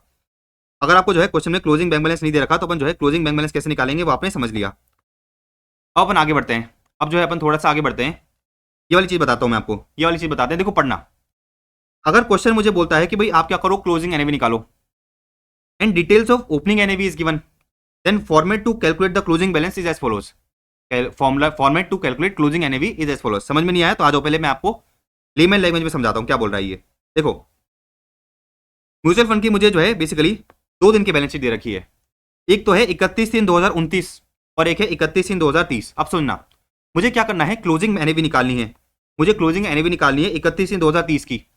तो अभी अपन ने समझाया कि भाई अगर मुझे क्लोजिंग एनएवी निकालनी है तो 31/3/2030 को मैं देखूंगा कि भाई मेरे एसेट्स कितने हैं, उसमें से मैं लायबिलिटीज को लेस कर दूंगा, डिवाइड बाय करोगे टोटल नंबर ऑफ यूनिट्स, तो आपको क्या मिल जाएगा, क्लोजिंग एनएवी मिल जाएगा। कब का, 31/3/2030 का। तो इसका मतलब यह है कि भाई अगर मुझे 31/3/2030 की क्या करनी है, अगर मुझे जो है 31/3/2030 की, अगर मुझे 31/3/2030 की क्या करनी है, क्लोजिंग एनएवी निकालनी है, तो मुझे क्या चाहिए, मुझे जो है 31/3/2030 के एसेट्स और लायबिलिटीज की वैल्यू चाहिए। अगर एसेट्स और लायबिलिटीज की वैल्यू मिल जाएगी तो मैं क्या करूंगा, एसेट में से लायबिलिटीज को लेस करूंगा, मुझे नेट एसेट मिल जाएंगे, divide by number of units करूंगा तो मुझे क्लोजिंग एनएवी मिल जाएगी। लेकिन लेट अस से सपोज क्वेश्चन में आपको क्या दे रखा है, क्वेश्चन में आपको जो है ओपनिंग एनएवी दे रखी है। ओपनिंग एनएवी का क्या मतलब है, ओपनिंग एनएवी का मतलब है कि भाई 31/3/2029 मतलब 1 साल पहले की, 1 साल पहले की आपको क्या दे रखी है, एनएवी दे रखी है। 1 साल पहले की एनएवी कितनी दे रखी है, 15 दे रखी है। अच्छा, 1 साल पहले की एनएवी दे रखी है, मुझे जो है 31/3/2030 के एसेट्स और लायबिलिटीज की वैल्यू नहीं दे रखी। अब मुझे क्या करना है, ओपनिंग एनएवी से क्या करना है, क्लोजिंग एनएवी निकालनी है। कैसे निकालेंगे आज समझते हैं। देखो सीधी सी बात यह है कि भाई आपको क्या दे रखा है, ओपनिंग एनएवी दे रखा है, आपको क्या दे रखा है, ओपनिंग एनएवी दे रखा है। तो ये तो क्या है, क्लोजिंग एनएवी है, ये तो क्या है, क्लोजिंग एनएवी है। ओपनिंग एनएवी का मतलब क्या हुआ, ओपनिंग एनएवी का मतलब हुआ 1/4/2029, ठीक है ना, 1/4/2029। तो 31/3/2029 या फिर 1/4/2029 बात एक ही है, ठीक है। तो आपको जो है ओपनिंग एनएवी दे रखी है। ओपनिंग एनएवी कैसे निकली होगी, सीधी सी बात है, 31/3/2029 पे आपने ये देखा होगा कि भाई आपके एसेट्स कितने हैं माइनस आपकी लायबिलिटीज कितनी है, ठीक है ना। तो एसेट्स माइनस लायबिलिटीज करके आपने नेट एसेट निकाला होगा। इस नेट एसेट को क्या करा होगा, डिवाइड बाय करा होगा टोटल नंबर ऑफ यूनिट से, तो आपको जो है क्या मिला होगा, एनएवी मिल गई होगी। तो ये क्या है, ओपनिंग एनएवी है। तो बेसिकली आपको ये पता चल गया कि भाई ये क्या है, मेरा ओपनिंग एनएवी है, ये मेरा क्या है, ओपनिंग एनएवी। अच्छा, मुझे आप एक चीज बताओ कि भाई आपने ओपनिंग एनएवी कैसे निकाला होगा। भाई आपने करा होगा assets minus liabilities, assets minus liabilities as on, assets minus liabilities as on 31 March 29 divide by units, ठीक है ना, opening units divide by opening units as on 31 March 29। तो आपको क्या मिला होगा, 15 रुपीज की एनएवी मिली होगी। यही करा होगा ना आपने। भाई आपने 31 मार्च 2029 को एसेट्स माइनस लायबिलिटीज करके डिवाइड बाय करा होगा कि भाई 31 मार्च 2029 पे टोटल नंबर ऑफ यूनिट्स कितनी है, तो आपको क्या मिला, 15 रुपए की एनएवी मिली।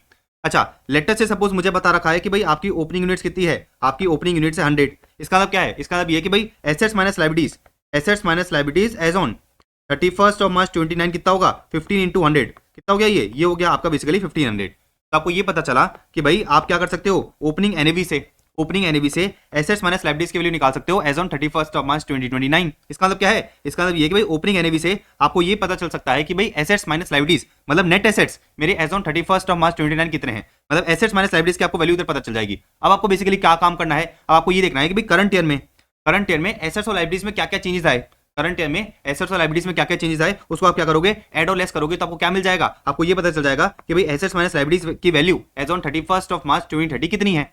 ठीक है, बीती बात समझ में आ गई। तो आपने क्या करना है, एसेट माइनस लायबिलिटीज की वैल्यू निकालनी है। तो आपको क्या पता चलेगा, आपको ये पता चलेगा कि भाई आपका 31 मार्च 2029 पे आपका एसेट्स माइनस लायबिलिटीज का वैल्यू कितना है। फिर उसमें क्या करोगे, एडजस्टमेंट्स करोगे, प्लस माइनस करोगे। अगर एसेट्स बढ़ते हैं तो ऐड कर दोगे, ठीक है ना, अगर एसेट्स घटते हैं तो लेस कर दोगे। तो आपको क्या मिल जाएगा, आपको जो है बेसिकली 31 मार्च 2030 31 ऑफ मार्च 2030 का क्या मिल जाएगा, एसेट्स माइनस लायबिलिटीज का वैल्यू मिल जाएगा। देखो वही चीज इधर कर रखी है इन लोगों ने, वही चीज इन लोगों ने क्या कर रखी है, इधर कर रखी है। देखो ये रहा, वही चीज इन लोगों ने इधर कर रखी है। सबसे पहले इन लोगों ने क्या करा, सबसे पहले इन लोगों ने ओपनिंग यूनिट्स को मल्टीप्लाई करा ओपनिंग एनएवी से। तो आपको क्या पता चल गया, आपको ये पता चल गया कि भाई 31 ऑफ मार्च 29 को एसेट्स माइनस लायबिलिटीज का वैल्यू क्या है। फिर उसमें क्या करा अपन ने, उसमें जो है अपन ने बेसिकली कुछ एडजस्टमेंट्स करे, एसेट बढ़ा तो ऐड करा, एसेट घटा तो लेस करा। तो आपको क्या मिल गया, आपको पता चल गया कि भाई एसेट्स माइनस लायबिलिटीज का value as on 31 of March 2030 कितना है, एज ऑन 31 ऑफ मार्च 2030 कितना है। देखो ये रहा। अच्छा, आपको ये पता चल गया कि भाई एसेट्स माइनस लायबिलिटीज का वैल्यू मतलब net asset as on 31 of March 2030 कितने हैं। तो आप क्या करोगे, डिवाइड करोगे कि भाई 31 ऑफ मार्च 2030 पे कितने यूनिट्स है। तो आपने क्या करा, नेट एसेट को डिवाइड करा नंबर ऑफ यूनिट से, तो आपको जो है क्या मिल जाएगा, क्लोजिंग एनएवी मिल जाएगा। अब मेरी बात बड़ी ध्यान से समझना, तो आपको जो है बेसिकली ओपनिंग नेट एसेट का वैल्यू मिल गया। अब सुनना मेरी बात, portfolio value appreciation. Portfolio value appreciation का मतलब क्या है कि भाई जो भी आपने इन्वेस्टमेंट कर रखा था उसकी वैल्यू बढ़ गई। तो सीधी सी बात है, अगर उसकी वैल्यू बढ़ेगी तो इन्वेस्टमेंट की वैल्यू बढ़ेगी। इन्वेस्टमेंट की वैल्यू बढ़ने का मतलब क्या है कि भाई आपके एसेट की वैल्यू बढ़ गई। तो मैं क्या करूंगा, इसको ऐड करूंगा। तो आपने क्या करा, इसको ऐड करा, आपने इसको ऐड करा। अच्छा, आपने क्या करा, करंट टर्म में कोई नई यूनिट्स को इशू करा। तो सीधी सी बात है, आपके पास पैसा आएगा तो आपके एसेट्स बढ़ेंगे, कैश आएगा, कैश बढ़ेगा, बैंक बैलेंस बढ़ेगा, तो आपके एसेट्स बढ़ गए। तो मैंने उसको क्या करा, ऐड कर दिया। अब सुनना, करंट टाइम में म्यूचुअल फंड को कोई इनकम रिसीव हुई, करंट टाइम में म्यूचुअल फंड को क्या हुई, कोई इनकम रिसीव हुई, तो कैश बैलेंस बढ़ेगा, बैंक बैलेंस बढ़ेगा, तो क्या होगा, अगेन वो ऐड हो जाएगा। अच्छा, करंट ईयर में अगर क्या करा, म्यूचुअल फंड ने कोई इनकम डिस्ट्रीब्यूट करी है, करंट ईयर में म्यूचुअल फंड ने कोई इनकम डिस्ट्रीब्यूट करी है, तो क्या मतलब है इसका कि भाई बैंक बैलेंस खत्म होगा। तो बेसिकली बैंक बैलेंस कम होगा, तो मैंने लेस कर दिया। अब करंट ईयर में अगर म्यूचुअल फंड ने क्या करा है, कोई यूनिट्स को रीपर्चेस करा है। रीपर्चेस का मतलब क्या है कि भाई म्यूचुअल फंड ने यूनिट होल्डर से यूनिट लिया और उसको पैसा दे दिया। म्यूचुअल फंड ने यूनिट होल्डर से यूनिट लिया और उसको पैसा दिया, तो सीधी सी बात है बैंक बैलेंस कम होगा। क्या होगा, बैंक बैलेंस कम होगा। तो क्या हो जाएगा, सीधी सी बात है कि भाई आपका जो है बेसिकली लेस हो जाएगा ये।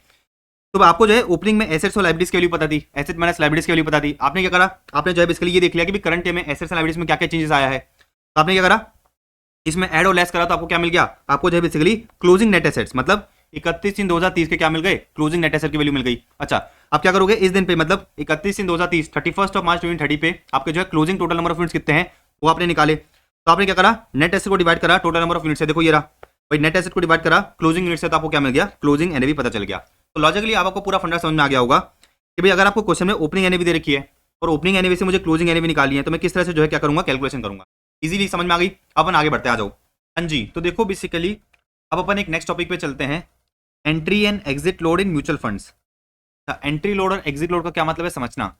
देखो, entry load and exit load in mutual fund are the charges one pays while buying and selling the fund respectively. क्या मतलब है समझना।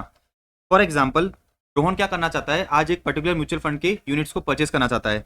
जिस दिन रोहन परचेस करना चाहता है, आज डेट अपन अज्यूम कर लेते हैं, क्या है आज की डेट अपन अज्यूम कर लेते हैं 1 अप्रैल 2030। ओके, 1 अप्रैल 2030। आज के दिन पे एनएवी दे रखी है कितने की, आज के दिन पे एनएवी दे रखी है मेरी 10 रुपीज़ की। अब रोहन बेसिकली क्या करना चाहता है, म्यूचुअल फंड की इस यूनिट को परचेस करना चाहता है।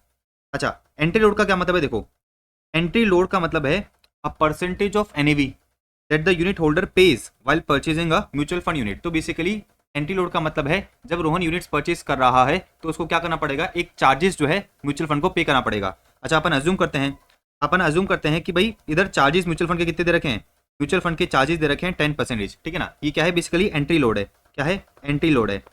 एंट्री लोड का मतलब क्या है, एंट्री लोड का मतलब है कि भाई एक चार्जेस जो म्यूचुअल फंड के यूनिट होल्डर को पे करने पड़ रहे हैं व्हाइल परचेजिंग यूनिट।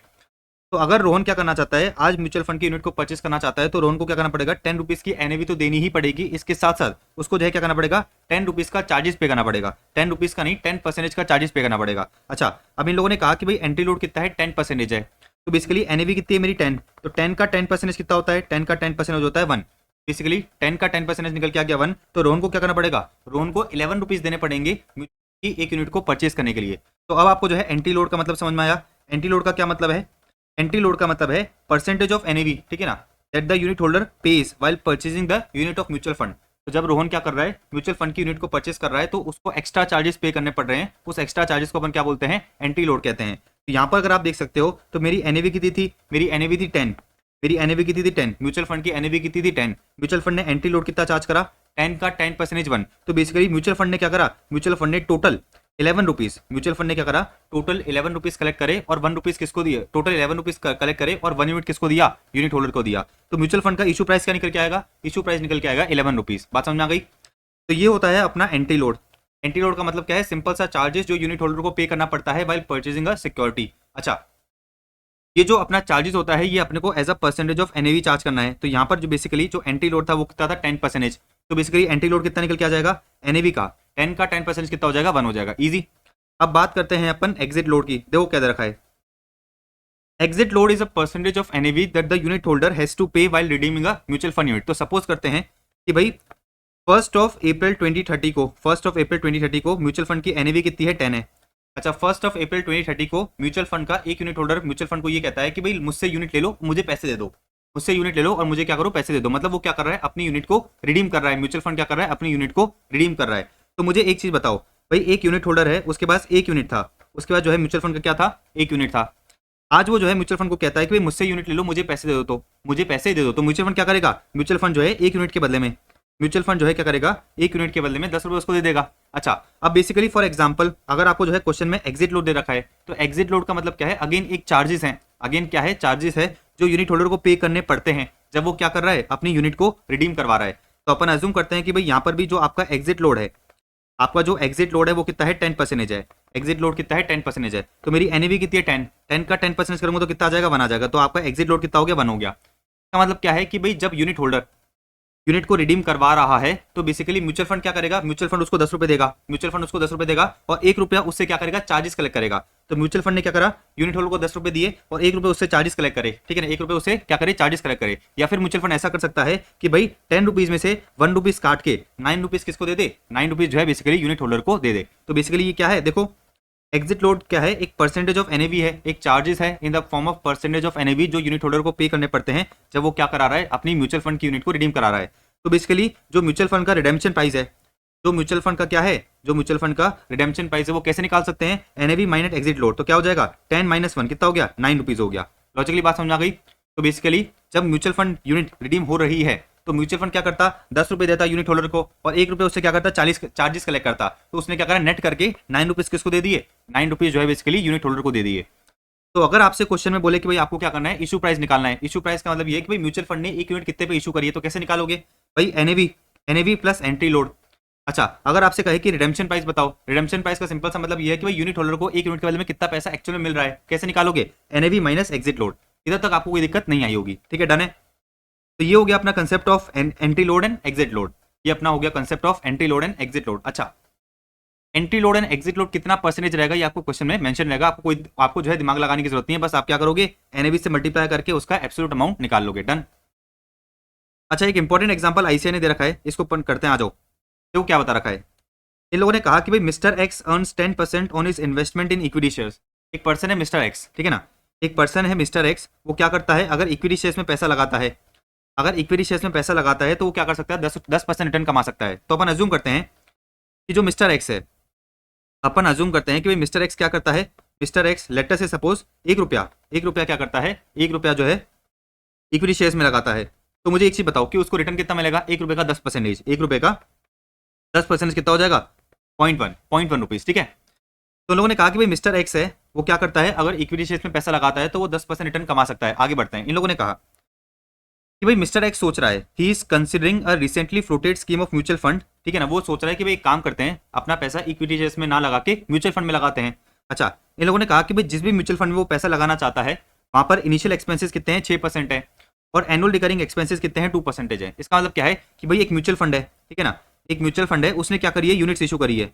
एक म्यूचुअल फंड है, इधर लिख लेता हूं एमएफ, एक म्यूचुअल फंड है उसने क्या करा है यूनिट्स को इशू करा है, एक म्यूचुअल फंड है उसने क्या करा है यूनिट्स को इशू करा है। अच्छा म्यूचुअल फंड जितने का भी यूनिट्स इशू करता है उसमें से 6% तो इनिशियल चार्जेस उसको पे करना पड़ता है। तो फॉर एग्जांपल अगर म्यूचुअल फंड ने क्या करा है, म्यूचुअल फंड ने 100 रुपए के यूनिट्स इशू करे हैं तो उसकी जेब में पैसा कितना आएगा, उसकी जेब में पैसा आएगा सिर्फ और सिर्फ 94। क्यों ऐसा, भाई म्यूचुअल फंड ने 100 रुपए की यूनिट्स तो क्या करी इशू कर दी, लेकिन इनिशियल एक्सपेंसेस कितने हो रहे हैं 6% हो रहे हैं, इनिशियल एक्सपेंसेस कितने हो रहे हैं 6% हो रहे हैं। इसका मतलब क्या है, इसका मतलब ये कि भाई म्यूचुअल फंड को 100 रुपए मिले तो सही, लेकिन उसकी जेब से जो है 6 रुपए चले गए in the form of initial expenses.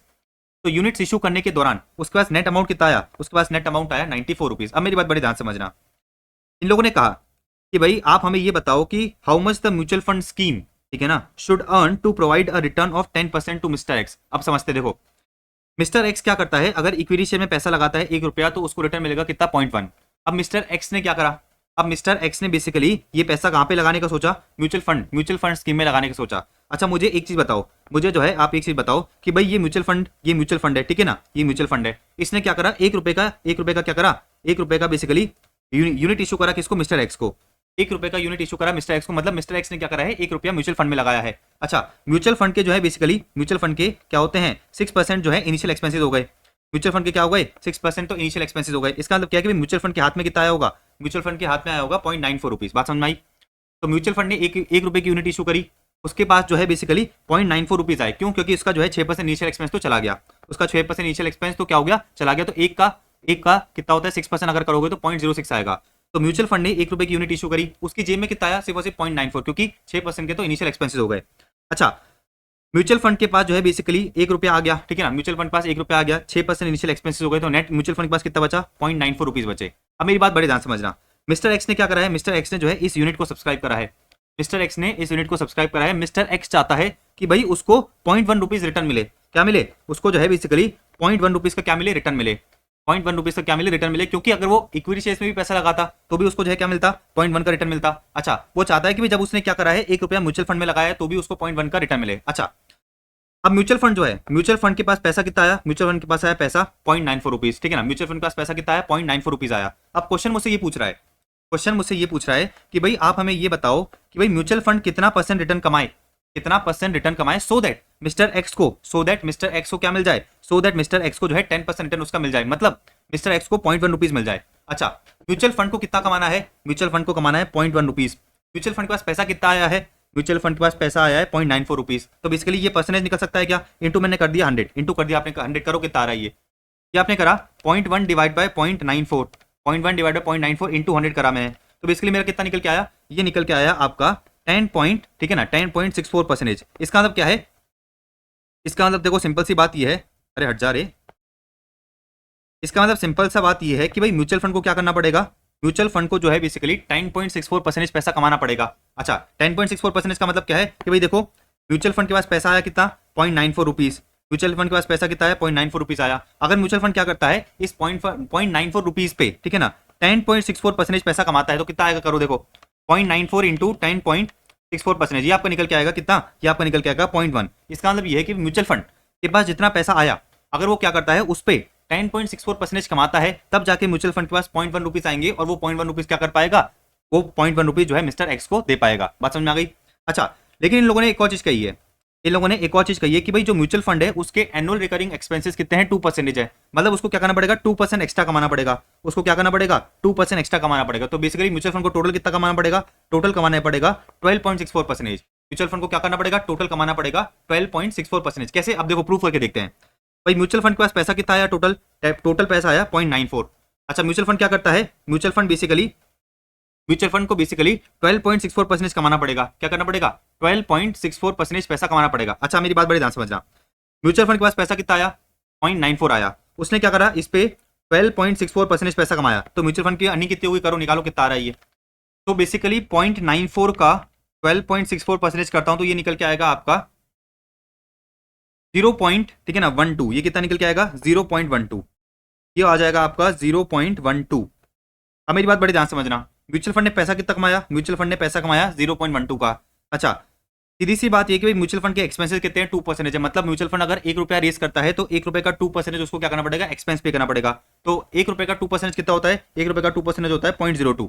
तो 0.12 उसने कमाया, 0.02 उसके पास से चला गया, तो उसके पास बचा कितना, उसके पास बचेगा 0.01, उसके पास बचेगा कितना, उसके पास बचेगा बेसिकली 0.01, इधर मैं लिख देता हूँ, उसके पास बचेगा 0.1, नॉट 0.01, 0.1। तो 0.12 माइनस 0.02 करोगे तो आपके पास बचेगा 0.1, और ये जो 0.1 है हम किसको दे देंगे, मिस्टर एक्स को दे देंगे। तो अपन ने हेंस प्रूव कर लिया कि भाई अगर म्यूचुअल फंड क्या करता है 12.64% कमाता है तो 2% उसका खर्चा हो जाएगा, बाकी जो बैलेंस 10.64% है, बाकी जो बैलेंस 10.64% है वो कितना होगा, एब्सोल्यूट अमाउंट से 0.1 होगा, जो अपन क्या कर पाएंगे, मिस्टर एक्स को पे कर पाएंगे। तो देख लो बेसिकली अगर इस तरह का जो क्वेश्चन आता है तो आपका जो फॉर्मुला है वो क्या बनेगा, जो मैंने आपको इधर बताया वही देखो, इधर इन लोगों ने दे रखा है, क्या दे रखा है देखो, 0.1 क्या था, 0.1 था कि भाई मिस्टर एक्स को रिटर्न कितना चाहिए। तो बेसिकली मिस्टर एक्स ने अगर ₹1 इन्वेस्ट करा है तो ₹1 का 10% उसको रिटर्न चाहिए होगा, तो कितना होता है, ₹1 का 10% इज 0.1। तो ये लिख लिया मैंने रिटर्न, ये लिख लिया मैंने return required by the unit holder, ये हो गया 0.1। डिवाइड बाय क्या करा मैंने 0.94। 0.94 का मतलब क्या है 1 माइनस इनिशियल एक्सपेंसेस। अगर म्यूचुअल फंड ने 1 रुपया क्या करा है, 1 रुपए की यूनिट इशू करी है, 1 रुपए की यूनिट इशू करी है, उसमें से इनिशियल एक्सपेंसेस कितने हैं 6% है, तो 1 माइनस 6% कितना होता है 0.94। 1 माइनस 6% कितना होता है 0.94। तो देखो ये रहा 1 माइनस इनिशियल एक्सपेंसेस कितना हो गया 0.94, ठीक है ना। इंटू 100 कर दोगे, इंटू 100 कर दोगे आप, इंटू 100 कर दोगे तो परसेंटेज फॉर्म में आ जाएगा।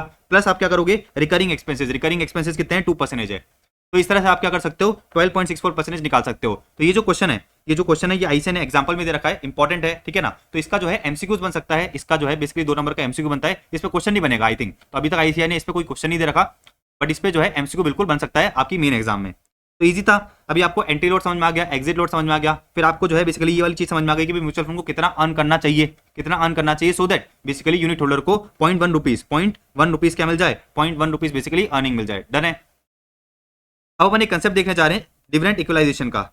अब एक इंपॉर्टेंट कंसेप्ट देखने जा रहे हैं डिविडेंड इक्वलाइजेशन का, आ जाओ समझते हैं। अब देखो एक मोस्ट इंपॉर्टेंट कंसेप्ट समझाने जा रहा हूं आपको डिविडेंड इक्वलाइजेशन का। अच्छा, इसको जो है अपन एग्जांपल से समझते हैं, इस तरह से समझेंगे कि भाई आप जिंदगी में कभी इस चीज को नहीं भूलोगे। अब देखो ये है 1 अप्रैल 2029, ईयर का स्टार्टिंग है, और ये क्या है ईयर का एंडिंग है। तो ये है बेसिकली 31 मार्च 2030, ये है 31 मार्च 2030। अब सुनना मेरी बात, यहाँ पर बेसिकली म्यूचुअल फंड के पास, म्यूचुअल फंड का जो है एक यूनिट होल्डर है, म्यूचुअल फंड का क्या है एक यूनिट होल्डर है। पूरे साल में म्यूचुअल फंड ने 120 रुपीज कमाए हैं, पूरे साल में म्यूचुअल फंड ने क्या करे 120 रुपीज कमाए हैं। अच्छा 30th सितंबर की बात करते हैं। 30th सितंबर को क्या हुआ, 30th सितंबर को बेसिकली म्यूचुअल फंड में एक और यूनिट होल्डर आया। 30th सितंबर को म्यूचुअल फंड में क्या हुआ, एक और यूनिट होल्डर आया। तो स्टार्टिंग में एक यूनिट होल्डर था, ठीक है ना। 30th सितंबर 2029 मतलब बेसिकली आधे साल के बाद, ठीक है ना, 6 महीने के बाद क्या होता है एक और यूनिट होल्डर आता है। तो मैच्योरिटी पे क्या हो गया, मैच्योरिटी पे जो है बेसिकली टोटल 2 यूनिट होल्डर्स हो गए। अब मेरी बात बड़ी ध्यान समझना, जनरली होता ही है कि भाई म्यूचुअल फंड की जो भी टोटल इनकम होती है वो क्या करती है, म्यूचुअल फंड ईयर एंड पे क्या करती है अपने यूनिट होल्डर्स को इक्वली डिस्ट्रीब्यूट कर देती है। तो यहाँ पर अगर आप देखोगे तो बेसिकली जो म्यूचुअल फंड है उसकी टोटल इनकम है 120। ईयर एंड पे म्यूचुअल फंड ने देखा कि भाई मेरी टोटल इनकम है 120, मेरे टोटल यूनिट होल्डर्स कितने हैं 2 हैं, ठीक है, मेरी टोटल यूनिट होल्डर्स कितने हैं 2 हैं। तो बेसिकली जो 120 रुपीज है क्या हुआ 60 रुपीज में क्या हो गया, दोनों यूनिट होल्डर्स को डिस्ट्रीब्यूट कर दिया गया। अब बेसिकली हुआ ये कि जो ये पहला वाला यूनिट होल्डर है ना, ये थोड़ा नाराज हो गया, ये जो है थोड़ा नाराज हो गया। क्यों नाराज हो गया मेरी बात समझना, ये जो पहला यूनिट होल्डर है ये म्यूचुअल फंड को ऐसा कहता है कि भाई देखो पूरे साल की इनकम 120 है, पूरे साल की इनकम क्या है 120 है। अच्छा 1 अप्रैल से लेके 30 सितंबर तक की इनकम कितनी हुई 60 हुई, मतलब आधे साल की इनकम 60 हुई और बाकी के आधे साल की इनकम कितनी हुई 60 हुई। तो ये जो पहला वाला यूनिट होल्डर है ये म्यूचुअल फंड को ये कहता है कि भाई देखो 1 अप्रैल से लेके 30 सितंबर तक की जो इनकम है वो पूरी की पूरी मेरी होनी चाहिए, वो पूरी की पूरी क्या होनी चाहिए, मेरी होनी चाहिए। अच्छा 30 सितंबर के बाद से लेके जो आगे की 6 महीने की इनकम है 60 रुपीज, ये बेसिकली हम क्या कर सकते हैं दोनों में इक्वली डिस्ट्रीब्यूट कर सकते हैं। तो ये जो फर्स्ट यूनिट होल्डर है, ये जो फर्स्ट यूनिट होल्डर है, ठीक है ना, ये जो फर्स्ट यूनिट होल्डर है ये कहता है कि भाई देखो पहले जो आधे साल की इनकम है वो पूरी की पूरी 60 मेरी होनी चाहिए। अच्छा बाकी बाद, ठीक है ना, मतलब 30 सितंबर के बाद जो बाकी की 6 महीने की इनकम है वो आप क्या कर सकते हो दोनों में डिस्ट्रीब्यूट कर सकते हो। तो बेसिकली ये जो अगले 6 महीने की इनकम है ये 30 रुपीज में दोनों यूनिट होल्डर को बंटनी चाहिए। तो ये जो फर्स्ट यूनिट होल्डर है ये कहता है कि भाई देखो मेरी टोटल इनकम करंट ईयर में होनी चाहिए 90 और सेकंड यूनिट होल्डर की टोटल इनकम होनी चाहिए कितनी, सेकंड यूनिट होल्डर की टोटल इनकम होनी चाहिए 30। यही लॉजिकल है, यही लॉजिकल होना चाहिए ना भाई। पहले 6 महीने तो पहले 6 महीने में ये सेकंड यूनिट होल्डर तो था ही नहीं, तो ये जो 60 रुपए की इनकम है वो पूरी की पूरी किसकी होनी चाहिए, फर्स्ट यूनिट होल्डर की। अच्छा 30 सितंबर के बाद जो 60 रुपए की अपन इनकम कमाई है वो बेसिकली हम क्या कर सकते हैं दोनों यूनिट होल्डर में डिस्ट्रीब्यूट कर सकते हैं। तो होना ये चाहिए, बेसिकली होना ये चाहिए कि भाई फर्स्ट यूनिट होल्डर को मिलना चाहिए 90 रुपीज और सेकंड यूनिट होल्डर को मिलना चाहिए कितना 30 रुपीज। इतनी बात समझ में आती है। लेकिन लेकिन लेकिन लेकिन ईयर एंड पे हुआ क्या है, ईयर एंड पे हुआ ये है कि भाई फर्स्ट यूनिट होल्डर को मिला है 60 रुपीज और सेकंड यूनिट होल्डर को मिला है कितना 60 रुपीज। अच्छा ये डिस्क्रिपेंसी हो गई ना। अच्छा इस डिस्क्रिपेंसी को अवॉइड करने के लिए म्यूचुअल फंड ने एक कंसेप्ट निकाला जिसको हम कहते हैं डिविडेंड इक्वलाइजेशन। अब मेरी बात बड़ी ध्यान से समझना, 6 महीने बीत चुके हैं, 6 महीने क्या हो चुके हैं बीत चुके हैं। 6 महीने की इनकम कितनी है, 6 महीने की इनकम है आपकी 60 रुपीज। 6 महीने बीत चुके हैं, 6 महीने की इनकम कितनी है 60 रुपीज है।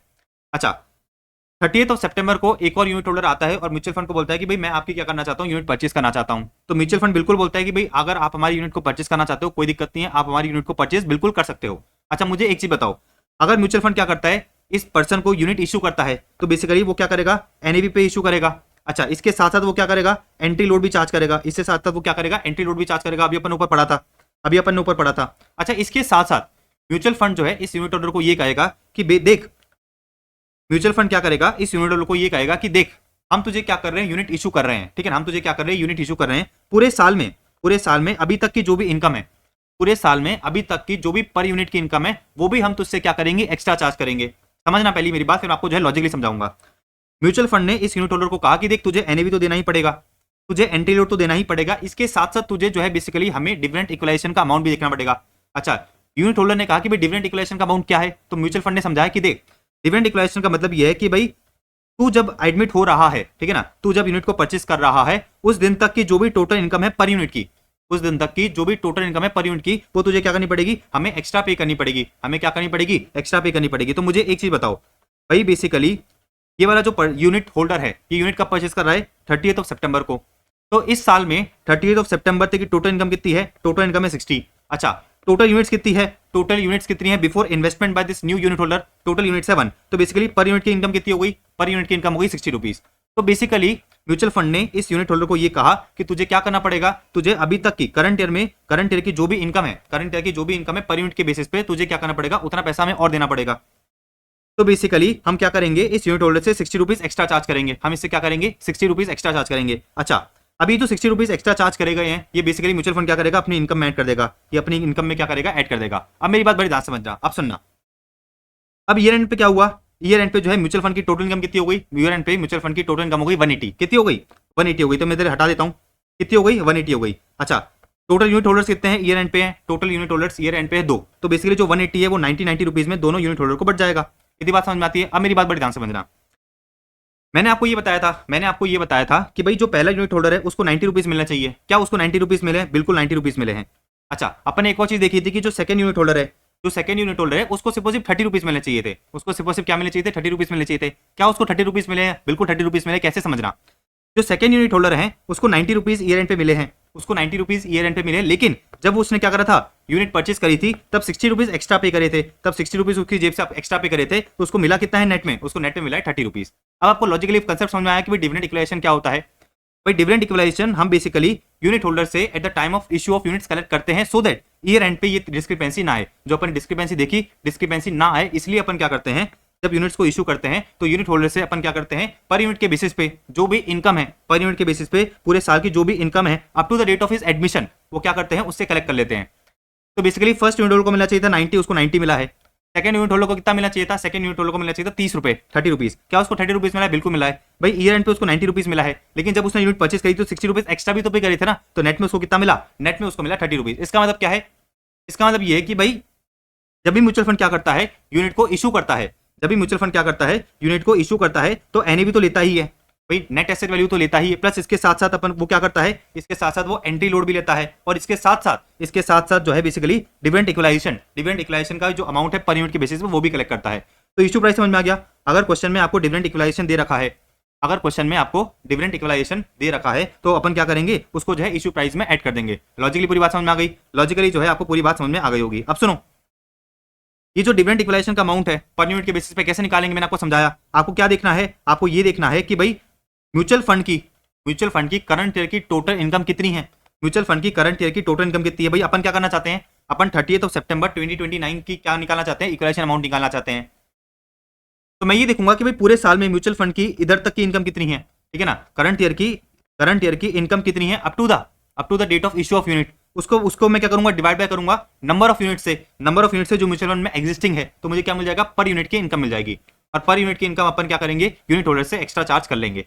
इतनी बात समझ में आती है। तो देखो इक्वलाइजेशन अमाउंट पर यूनिट कैसे निकलेगा, आपको क्या देखना है, income of mutual fund before investment made by the new investor divide by total units outstanding before investment by the new investor. तो आपको ये पता चल जाएगा कि भाई जिस दिन आप क्या कर रहे हो, नए यूनिट होल्डर को न्यू यूनिट इशू कर रहे हो, उस दिन पे आपको कितना डिविडेंड इक्वलाइजेशन उससे कलेक्ट करना है। लॉजिकली पूरी बात समझ आ गई। तो जो मैंने आपको समझाया वही मैंने इधर दे रखा है, इसको पढ़ना चाहो तो पढ़ लेना, अदरवाइज लॉजिक आपने पूरा समझ लिया। ठीक है, बात समझ आती है आपको। तो आपको जो है डिविडेंड इक्वलाइजेशन का पूरा कंसेप्ट समझ में आ गया होगा, डिविडेंड इक्वलाइजेशन का पूरा कंसेप्ट समझ में आ गया होगा। अच्छा, अगर आपके दिमाग में ये सवाल आ रहा है कि भाई अगर कोई यूनिट होल्डर म्यूचुअल फंड की यूनिट परचेस करना चाहता है, अगर कोई यूनिट होल्डर म्यूचुअल फंड की यूनिट परचेस करना चाहता है, तो अपन एनएवी क्यों लेते हैं, एनएवी में अपन एंट्री लोड और अपन डिविडेंड इक्वलाइजेशन ऐड क्यों करते हैं। सीधी सी बात यह है कि म्यूचुअल फंड ये देखेगा कि जिस दिन वो क्या कर रहा है, यूनिट को इशू कर रहा है, उस दिन एक यूनिट की वैल्यू क्या है, उसको अपन क्या बोलते हैं, एनएवी बोलते हैं ना। तो अपन क्या करेंगे, अगर म्यूचुअल फंड क्या करना चाहता है, एक यूनिट को इशू करना चाहता है, तो म्यूचुअल फंड ये देखेगा कि भाई आज के दिन पे आज के दिन पे एक यूनिट की वैल्यू क्या है, एनएवी क्या है, अपन क्या करेंगे, एक यूनिट की एनएवी के बेसिस पे जो है क्या करेंगे, नई यूनिट को इशू करेंगे। तो अपन ने एनएवी ले ली, फिर उसमें अगर एंटी लोड दे रखा तो अपन एंटी लोड ऐड कर देंगे, और फिर अगर डिविडेंड इक्वलाइजेशन दे रखा तो अपन क्या करेंगे, डिविडेंड इक्वलाइजेशन को भी जो है बेसिकली ऐड कर देंगे। डिविडेंड इक्वलाइजेशन कैसे निकलता है, तो आपको ये देखना है कि जब आप नई यूनिट को इशू कर रहे हो, उधर तक की करंट ईयर में उधर तक की इनकम कितनी है, उस इनकम को क्या करोगे, डिवाइड करोगे उधर तक की करंट ईयर की इनकम कितनी वो आपने लिख ली, फिर आपको डिवाइड करना है कि भाई न्यू यूनिट इशू होने से पहले कितनी आउटस्टैंडिंग यूनिट थी, तो आपको ये पता चल जाएगा कि भाई पर यूनिट के बेसिस पे आपको कितना इनकम उससे और एक्स्ट्रा चार्ज करना है। म्यूचुअल फंड जो भी क्या करेगा, डिविडेंड इक्वलाइजेशन कलेक्ट करेगा, वो अपनी इनकम में क्या कर देगा, ऐड कर देगा, वो अपनी इनकम में क्या करेगा, ऐड कर देगा। एंड ईयर एंड पे अकॉर्डिंग जो डिस्क्रिपेंसी वो क्या हो जाएगी, खत्म हो जाएगी। अब बात करते हैं अपन ये वाला पॉइंट तो हो गया कि भाई इशू के समय अपन क्या करते हैं, डिविडेंड इक्वलाइजेशन को ऐड करते हैं। अब समझना, एक दूसरा एग्जांपल में समझाता हूं आपको, एक दूसरा एग्जांपल समझते हैं। आपको जो है दूसरे एग्जांपल में ले चलते हैं। भाई 1 अप्रैल 2029 को टोटल 2 यूनिट होल्डर्स थे। अच्छा, इधर जो है एक यूनिट होल्डर जो है म्यूचुअल फंड को छोड़ के चला जाता है, तो बेसिकली ईयर एंड पे जो है अब कितना यूनिट होल्डर बचा, एक यूनिट होल्डर बचा। अब मेरी बात बड़ी ध्यान समझना, 30 सितंबर को ये वाला जो यूनिट होल्डर है अपनी क्या कर रहा है, यूनिट को रिडीम करा रहा है। तो म्यूचुअल फंड क्या करेगा, NAV minus anti load, NAV minus exit load, not anti load, NAV minus exit load, इतना पैसा क्या करेगा, इतना पैसा जो है बेसिकली उसको दे देगा। भाई म्यूचुअल फंड ये देखेगा कि भाई आज के दिन पे एक यूनिट की वैल्यू क्या है, एक यूनिट की नेट एसेट वैल्यू क्या है, उसने नेट एसेट वैल्यू निकाली, एग्जिट लोड दे रखा है तो उसने एग्जिट लोड को क्या करा, लेस कर दिया। तो इतना अमाउंट हमें क्या करना है, इतना अमाउंट हमें जो है इस पर्सन को क्या करना है, इस पर्सन को पे करना है। बात समझ में आई? अब मेरी बात बड़ी ध्यान से समझना, इसको अपन लिख लेते हैं कि भाई ये अमाउंट कितना निकल के आया, ये अमाउंट आपका निकल के आया, अपन अज्यूम कर लेते हैं कितना आ रहा है, 12 आ रहा है। अब सुनना, इधर से लेके इधर तक की इनकम कितनी है, भाई म्यूचुअल फंड की पूरे साल की इनकम अपन अज्यूम करते हैं वो ये 120, पूरे साल की इनकम कितनी है, 120 है। तो अपन अज्यूम करते हैं कि पहले 6 महीने की इनकम कितनी होगी, पहले 6 महीने की इनकम होगी 60। अच्छा पहले 6 महीने की इनकम होगी 60, ये 60 पे किस किस का हक है, भाई 30 रुपीज मिलने चाहिए पहले वाले यूनिट होल्डर को, और 30 रुपीज मिलने चाहिए दूसरे वाले यूनिट होल्डर को। अब मेरी बात बड़े ध्यान समझना, जो म्यूचुअल फंड होता है वो क्या करता है, म्यूचुअल फंड होता है वो अपनी सारी की सारी इनकम तो ईयर एंड पे डिस्ट्रीब्यूट करता है, लेकिन ईयर एंड पे तो बेसिकली ये वाला जो यूनिट होल्डर ये तो रहेगा ही नहीं, इसका नाम क्या ले लेते हैं ए, तो इसका नाम क्या ले लेते हैं बी।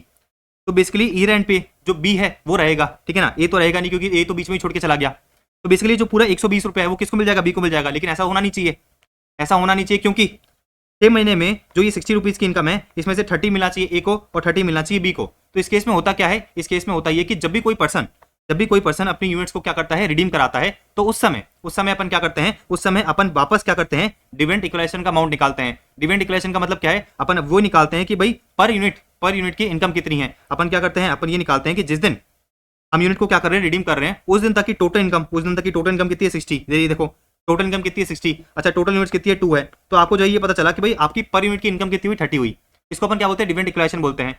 तो मैं ये समझा रहा हूँ कि भाई रिडेम्पशन के टाइम पे जो पर यूनिट की इनकम है वो बेसिकली इस पर्सन को क्या कर दी जाती है, दे दी जाती है। तो बेसिकली ये जो यूनिट होल्डर है इसको क्या मिलेगा, 12 रुपीज तो मिलेंगे ही, इसके साथ साथ 30 रुपीज मिल जाएंगे। तो टोटल इसको कितने मिल जाएंगे, टोटल इसको मिल जाएंगे 42। अब मेरी बात बड़ी ध्यान समझना, इधर से लेकर इधर तक की इनकम कितनी थी, 60। मैंने आपको समझाया कि भाई 30 किसको मिलेगा, ए को, 30 किसको मिलना चाहिए, बी को, 30 किसको मिलना चाहिए, बी को। ए छोड़ के चला गया, तो ये जो 30 रुपया है, ये जो 30 रुपया हमने क्या करा, उसको दे दिया कि भाई तू ले जा। अब ये जो 30 रुपया हमने उसको दे दिया, ये म्यूचुअल फंड की इनकम से क्या हो जाएगा, लेस हो जाएगा। तो बेसिकली म्यूचुअल फंड की टोटल इनकम कितनी हो गई, 120 थी, उसमें से 30 तो लेस हो गया, तो बचा कितना, बचा 90। ये जो 90 बचा ये किसको मिल जाएगा, ये बी को मिल जाएगा। ये जो 90 बचा किसको मिल जाएगा, बी को मिल जाएगा। क्या बी को 90 ही मिलना चाहिए था, बिल्कुल बी को 90 ही मिलना चाहिए था। कैसे भाई, आखिरी के 6 महीने की इनकम तो पूरी की पूरी बी की है, बोले तो 60 रुपीज तो पूरी की पूरी बी की है। अच्छा इधर से लेके इधर तक की इनकम में बी का हिस्सा कितना था, 30 था। तो टोटल बी की इनकम कितनी होती है, 90 होती है, और टोटल इनकम उसको ईयर पे कितनी मिली है, 90 मिली है। तो मैं आपको ये समझा रहा हूँ, क्रक्स अपना इतना सा है कि भाई जब आप क्या करते हो, जब म्यूचुअल फंड क्या करता है, यूनिट्स को इशू करता है, तो अपन क्या करते हैं, डिविडेंड इक्वलाइजेशन को ऐड करते हैं। ये ना देखो, NAV plus entry load plus dividend equalisation. अच्छा जब म्यूचुअल फंड क्या करता है, यूनिट्स को रिडीम करता है, तो उस केस में भी क्या करता है वो, उस केस में भी जो है बेसिकली डिविडेंड इक्वलाइजेशन को ऐड करता है। तो रिडेम्पशन प्राइस क्या होता है, एनएवी, फिर उसमें से अपन क्या करते हैं, एग्जिट लोड को लेस करते हैं, और फिर मैं क्या करूंगा, अगेन डिविडेंड इक्वलाइजेशन पेड को ऐड कर दूंगा। तो आपको जो है पूरा का पूरा लॉजिकली डिविडेंड इक्वलाइजेशन का कांसेप्ट समझ में आ गया होगा। अच्छा डिविडेंड इक्वलाइजेशन का अमाउंट कैसे निकालोगे, पर यूनिट के बेसिस पे, वही काम करना है आपको। भाई रिडेम्पशन से पहले म्यूचुअल फंड की टोटल इनकम कितनी है करंट ईयर की, divide by total units before redemption, तो आपको पर यूनिट की इनकम मिल जाएगी। अपन इधर निकाला था ना 60 डिवाइड बाय 2 कितना निकल के आया था, 30। तो पर यूनिट के बेसिस पे आपका डिविडेंड इक्वलाइजेशन कितना बदला, 30। तो हमने क्या करा, 30 रुपीज उसको जो है एक्स्ट्रा पे कर दिए। तो अब आपको जो है लॉजिकली पूरा डिविडेंड इक्वलाइजेशन का कांसेप्ट समझ में आ गया होगा। अब अपन क्या करते हैं, इसका एक क्वेश्चन कर लेते हैं। अच्छा ये जो मैंने चीजें लिख रखी है ना, ये जो मैंने चीजें लिख रखी है, जो मैंने आपको समझाई वही है, जो मैंने आपको समझाई वही है, तो आपको टेंशन लेने की जरूरत नहीं है। ये वाला एग्जाम्पल आप नोट करना चाहो तो नोट कर लेना, ताकि आप जो है डिफरेंट इक्वेशन का कंसेप्ट नहीं भूलो। अब मैं जो है आपको क्वेश्चन नंबर 20 करा देता हूँ। अब मैं जो है आपको क्वेश्चन नंबर 20 कराता हूँ, जिसके अंदर अपना ये जो डिफरेंट इक्वेशन है, ये वाला कंसेप्ट जो है पूरा पूरा अपन प्रैक्टिकली कर लेंगे। इसके साथ साथ ये मैंने आपको चीज बताई थी ओपनिंग एनर्जी वाली, ये भी अपन देख लेंगे। तो आ जाओ क्वेश्चन नंबर 20 पे, अपन आ जाते हैं क्वेश्चन नंबर 20 पे। देखो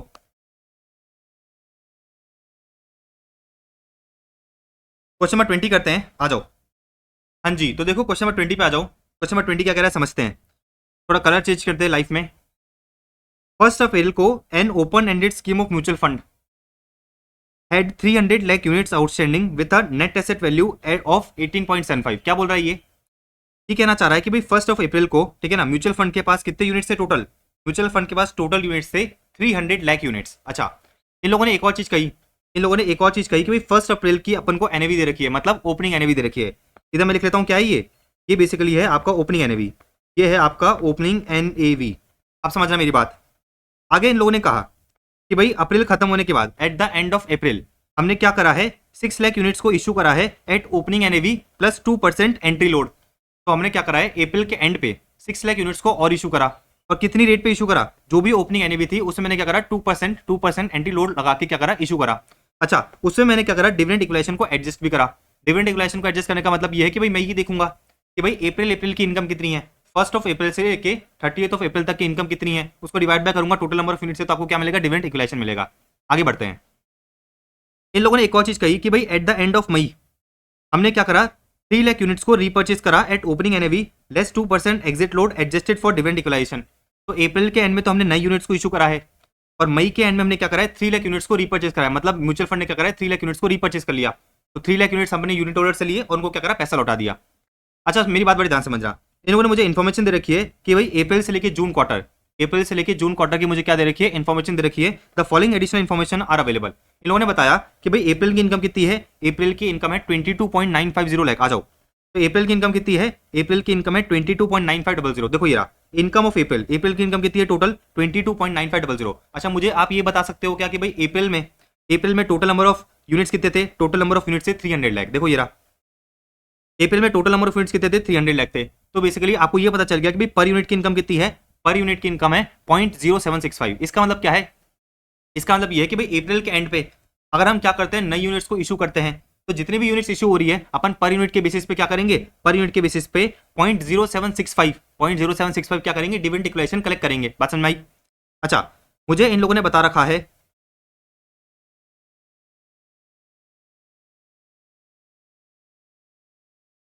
सॉरी, मुझे इन लोगों ने ये बता रखा है कि भाई 1 अप्रैल से लेके 1 अप्रैल को आपका ईयर स्टार्ट होता है। अच्छा, मैंने 30th अप्रैल को क्या करा है, 6 लाख यूनिट्स इशू करी है। तो मुझे पता है कि जब भी मैं यूनिट्स को इशू करता हूं, मैं एनएवी लेता हूं, एंट्री लोड लेता हूं और डिविडेंड इक्वेशन भी लेता हूं। तो मुझे डिविडेंड इक्वेशन पर यूनिट निकालना पड़ेगा। कैसे निकालूंगा, मैं ये देखूंगा कि भाई अप्रैल की टोटल इनकम कितनी है। तो ये देखो अप्रैल की टोटल इनकम है 22.9500। अच्छा, अप्रैल के एंड पे आपको टोटल इनकम पता चल गई। अब आपको ये देखना है कि भाई नई यूनिट इशू करने से पहले total number of existing units कितनी थी, total number of existing units थी 300 लाख। तो मैंने क्या करा, 22.95 को डिवाइड करा 300 से, तो आपको ये पता चला कि भाई पर यूनिट की आपकी इनकम कितनी आ रही है, 0.0765। आप समझना, मैंने क्या करा, मैंने जो है अप्रैल एंड पे 6 लाख यूनिट्स को क्या करा, 6 लाख यूनिट्स को इशू करा। तो बेसिकली सीधी सी बात है कि भाई मैंने क्या करा होगा, 6 लाख यूनिट से पर यूनिट के बेसिस पे 0.0765 इनकम कलेक्ट करी होगी। तो 6 इंटू 0.0765 कितना हो गया, 0.4590 लाख। तो आपको ये पता चला कि भाई अप्रैल के एंड पे आपकी टोटल इनकम कितनी हो गई, 22.9500 प्लस 0.4590। तो टोटल इनकम कितनी हो गई, टोटल इनकम हो गई 23.4090। तो मैंने आपको बताया भी था एग्जांपल में, मैंने आपको एग्जांपल में बताया भी था कि जब भी आप क्या करते हो, डिविडेंड इक्वेशन कलेक्ट करते हो, म्यूचुअल फंड की इनकम में ऐड कर दिया जाता है। तो बेसिकली म्यूचुअल फंड की टोटल इनकम कितनी हो गई, म्यूचुअल फंड की टोटल इनकम हो गई 23.4090। इतनी बात समझ में आती है आपको, कोई दिक्कत नहीं होगी इधर तक। आप समझना, ये तो क्या निकल के आ गया मेरा, ये मेरा निकल के आ गया कि भाई अप्रैल के एंड पे म्यूचुअल फंड की जो है टोटल इनकम कितनी है 23.4090। अब सुनो, मुझे बता रखा है कि भाई मई में अपन ने और इनकम कमाई, मई में जो है म्यूचुअल फंड ने और इनकम कमाई कितने की, 34.425 की। तो देखो ये रहा, मई में जो है बेसिकली 34.4250 की और इनकम कमाई। तो मई पे जो है टोटल इनकम कितनी हो गई आपकी, भाई अप्रैल के एंड में टोटल इनकम थी मेरी 23.4090।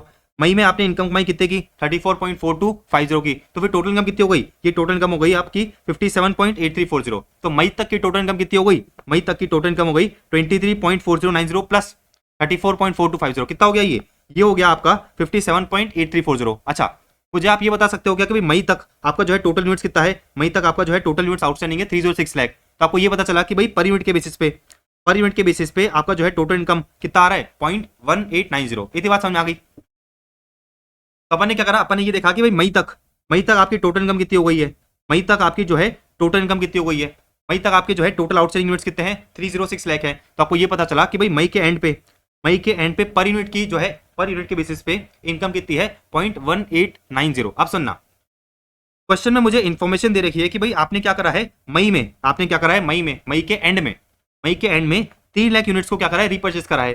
तो 3 लाख यूनिट्स को हमने क्या करा है रिपर्चेस करा है, मतलब यूनिट होल्डर से हमने यूनिट ली, उनको पैसा दिया। तो जब मैं क्या करता हूं यूनिट होल्डर को पैसा देता हूं, जब मैं रीपर्चेस करता हूं, जब मैं क्या करता हूं यूनिट्स को रिडीम करता हूं, तो उस केस में मैंने आपको समझाया था कि जो डिविडेंड इक्वलाइजेशन होता है वो आपकी जेब से जाता है।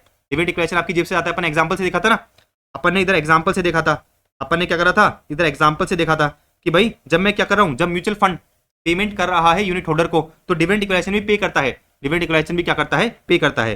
तो यहाँ पर अगर आप देखोगे तो मई के एंड पे आपने ये निकाला कि भाई पर यूनिट के बेसिस पे टोटल इनकम कितना है। अच्छा हमने क्या करा है 3 लाख यूनिट्स को रीपर्चेस करा है, तो मतलब 3 लाख इंटू ठीक है ना 0.1890 बोले तो 0.5670 जो है म्यूचुअल फंड की जेब से चला गया होगा, तो उसकी इनकम से हमने क्या करा लेस करा। तो मई के एंड पे आपकी टोटल इनकम थी 57.8340। आपने पेमेंट कितना कर दिया, आपने पेमेंट कर दिया 0.5670 का। तो आपके पास बचा कितना मई के एंड पे आफ्टर रीपर्चेस आपके पास बचा 57.2670। कितना बचा 57.2670। अच्छा आपकी एग्जिस्टिंग यूनिट्स कितनी हो गई, अब पहले थी 306 थी, 3 लाख यूनिट्स आपने क्या कर दी रिडीम कर दी, रीपर्चेस करी, तो बची कितनी 303 बची। तो 57.2670 डिवाइड बाय 303 तो कितना आ गया ये आ गया आपका 0.1890। तो इधर तक आपको कोई दिक्कत नहीं होगी, क्योंकि अपने लॉजिकली समझ लिया है। जब मैं इशू करता हूं यूनिट्स को तो मेरे पास जो डिविडेंड इक्वलाइजेशन आता है वो मेरी इनकम में ऐड होगा। जब मैंने क्या करा यूनिट्स को रिडीम करा, रीपर्चेस करा, तो डिविडेंड इक्वलाइजेशन म्यूचुअल फंड क्या करता है पे करता है, तो उसकी जेब से जाएगा, तो अपन ने क्या करा इनकम में से लेस कर दिया। तो अभी आपको जो है पता चला कि भाई मई के एंड पे after repurchase of units total income कितनी है 57.2670। इधर तक कोई दिक्कत नहीं होगी। आप सुनो, फिर इसने कहा कि भाई जून की इनकम कितनी है, जून में आपने और इनकम कमाई कितने की, जून में आपने और इनकम कमाई 45.450 की। आ जाओ देखो भाई मई के एंड में आफ्टर रीपर्चेस आपकी इनकम कितनी थी टोटल 57.2670। अच्छा 57.2670 क्या है मई तक की टोटल इनकम है, तो अप्रैल और मई तक की क्या है टोटल इनकम है आफ्टर एडजस्टिंग डिविडेंड इक्वलाइजेशन। आपने जून में और इनकम कमाई 45.4500 की, जून में आपने जो है और इनकम कमाई कितने की 45.4500 की। तो जून के एंड पे आपकी टोटल इनकम कितनी हो गई, जून के एंड पे आपकी टोटल इनकम हो गई 57 + 45 कितना हो गया ये हो गया आपका 102.7170। कितना हो गया 102.7170। अच्छा नंबर ऑफ एग्जिस्टिंग यूनिट्स कितनी है आपके पास 303 है, तो पर यूनिट के बेसिस पे आपका डिविडेंड इक्वलाइजेशन कितना आ जाएगा, पर यूनिट के बेसिस पे आपका डिविडेंड इक्वलाइजेशन आ जाएगा 0.3390। इधर तक कोई दिक्कत नहीं होगी आपको। अब सुनो जून की अपन ने इनकम ऐड कर दी। अच्छा इन लोगों ने एक चीज कही कि भाई अपन ने क्या करा है जून के एंड पे 70% ऑफ इट्स अवेलेबल इनकम हमने क्या करी डिस्ट्रीब्यूट कर दी। तो 70% ऑफ अवेलेबल इनकम हमने क्या करी डिस्ट्रीब्यूट कर दी। तो मुझे ये पता है कि भाई जून के एंड पे मेरी टोटल इनकम है 102.7170। अब ये बोल रहा है कि भाई 70% इनकम आपने क्या करी है, 70% इनकम आपने जो है बेसिकली यूनिट होल्डर को बांट दी है। तो आपके पास बचेगी कितनी भाई 102.7170 में से आपने क्या करा 70% लेस करा, तो 70% कितना होता है 71.9019। तो 102.7170 का 70% लेस करो कितना आ रहा है, करते हैं आ जाओ देखो 102.7170 का मैंने करा 70% है जी, आपका निकल के आ रहा है 71.9019। तो 102 में से 71.9019 चला गया, तो आपके पास अब अवेलेबल कितना बचा है, अब आपके पास अवेलेबल इनकम बची है 30.8151 की। 30.8151 की अवेलेबल क्या बची है इनकम बची है। नंबर ऑफ यूनिट्स कितने हैं 303, तो पर यूनिट के बेसिस पे आपको कितना आ जाएगा 1017। कितना आ जाएगा 1017। तो क्वेश्चन सबसे पहले मुझसे ये पूछ रहा था कि भाई आप हमें ये बताओ कि भाई म्यूचुअल फंड की इनकम अवेलेबल फॉर डिस्ट्रीब्यूशन कितनी है। तो मैंने ये बताया कि भाई देखो म्यूचुअल फंड की अभी टोटल इनकम जो अवेलेबल फॉर डिस्ट्रीब्यूशन है वो अभी भी कितनी बची है 30.8151 बची है। लॉजिकली इधर तक आपको पूरा कहानी समझ में आ गया होगा, ठीक है। तो ये पहला पॉइंट हो गया। अच्छा सेकंड मुझे बोल रहा है कि जब आपने क्या करा, जब म्यूचुअल फंड ने अप्रैल के एंड में क्या करा यूनिट्स को इशू करा, तो इशू प्राइस क्या होगा। तो सीधी सी बात है इशू प्राइस क्या होता है एनएवी में क्या करूंगा एंटी लोड को ऐड करोगे प्लस क्या करोगे डिविडेंड इक्वलाइजेशन को ऐड करोगे। अच्छा एनएवी कितना है, तो इसने साफ साफ बता रखा है कि जब आपने यूनिट्स को क्या करा है इशू करा है तो ओपनिंग एनएवी पे करा है। अच्छा ओपनिंग एनएवी कितनी थी, तो यहाँ पर मैंने ओपनिंग एनएवी निकाली थी, यहाँ पर जो है आपको ओपनिंग एनएवी दे रखी है देखो ये 18.75। तो बेसिकली आपकी एनएवी कितनी हो गई, आपकी एनएवी हो गई 18.75 प्लस एंट्री लोड कितना है। तो देखो मुझे क्वेश्चन क्या बोलता है, क्वेश्चन ये बोलता है कि भाई 2% एंट्री लोड कितना है, 2% है। तो मैं क्या करूंगा 18.75 का क्या करूंगा 2% करूंगा। करो कितना आ रहा है ये, आपने करा 18.75 का आपने करा 2%, ये आपका निकल के आएगा 0.375।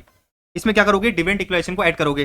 तो आपने जो है डिविडेंड इक्वेशन निकाला था, देखो ये रहा, आपने जो है अप्रैल का डिविडेंड इक्वेशन निकाला था पर यूनिट का, कितना आ रहा था 0.0765। देखो ये रहा, ये कितना हो गया 0.0765। तो आपका इशू प्राइस कितना हो जाएगा, कर लो टोटल इसको, 18.75 प्लस करा मैंने 0.375 प्लस करा आपने 0.0765, तो टोटल कितना हो गया ये आपका टोटल हो गया 19.2015। तो ये क्या है आपका इशू प्राइस है, म्यूचुअल फंड का क्या है इशू प्राइस है, देखो ये रहा 19.2015। तो 18.75 प्लस आपने एंटी लोड को ऐड करा, टोटल कितना हो गया 19.125, उसमें आपने क्या करा डिविडेंड डिक्लेरेशन को ऐड करा, तो आपका जो है इशू प्राइस कितना निकल के आ गया 19.2015। Logical done.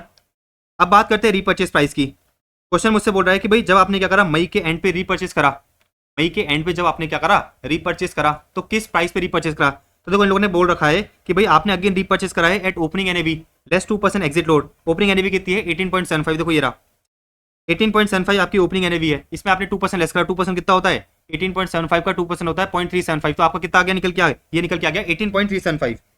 कितना हो गया ये 18.375। अच्छा इसमें क्या करोगे डिविडेंड डिक्लेरेशन को ऐड करोगे। तो यहाँ पर अगर आप देखोगे तो मई के टाइम पे जब आपने क्या करा यूनिट्स को रीपर्चेस करा, तो पर यूनिट के बेसिस पे आपने कितना डिविडेंड डिक्लेरेशन पे करा है 0.1890 का। तो देखो ये रहा 0.1890 का आपने डिविडेंड डिक्लेरेशन पे करा, तो 18.375 प्लस 0.1890, तो टोटल कितना हो गया आपका जो है रीपर्चेस प्राइस निकल के आया, आपका रीपर्चेस प्राइस कितना निकल के आ गया 18.564 का।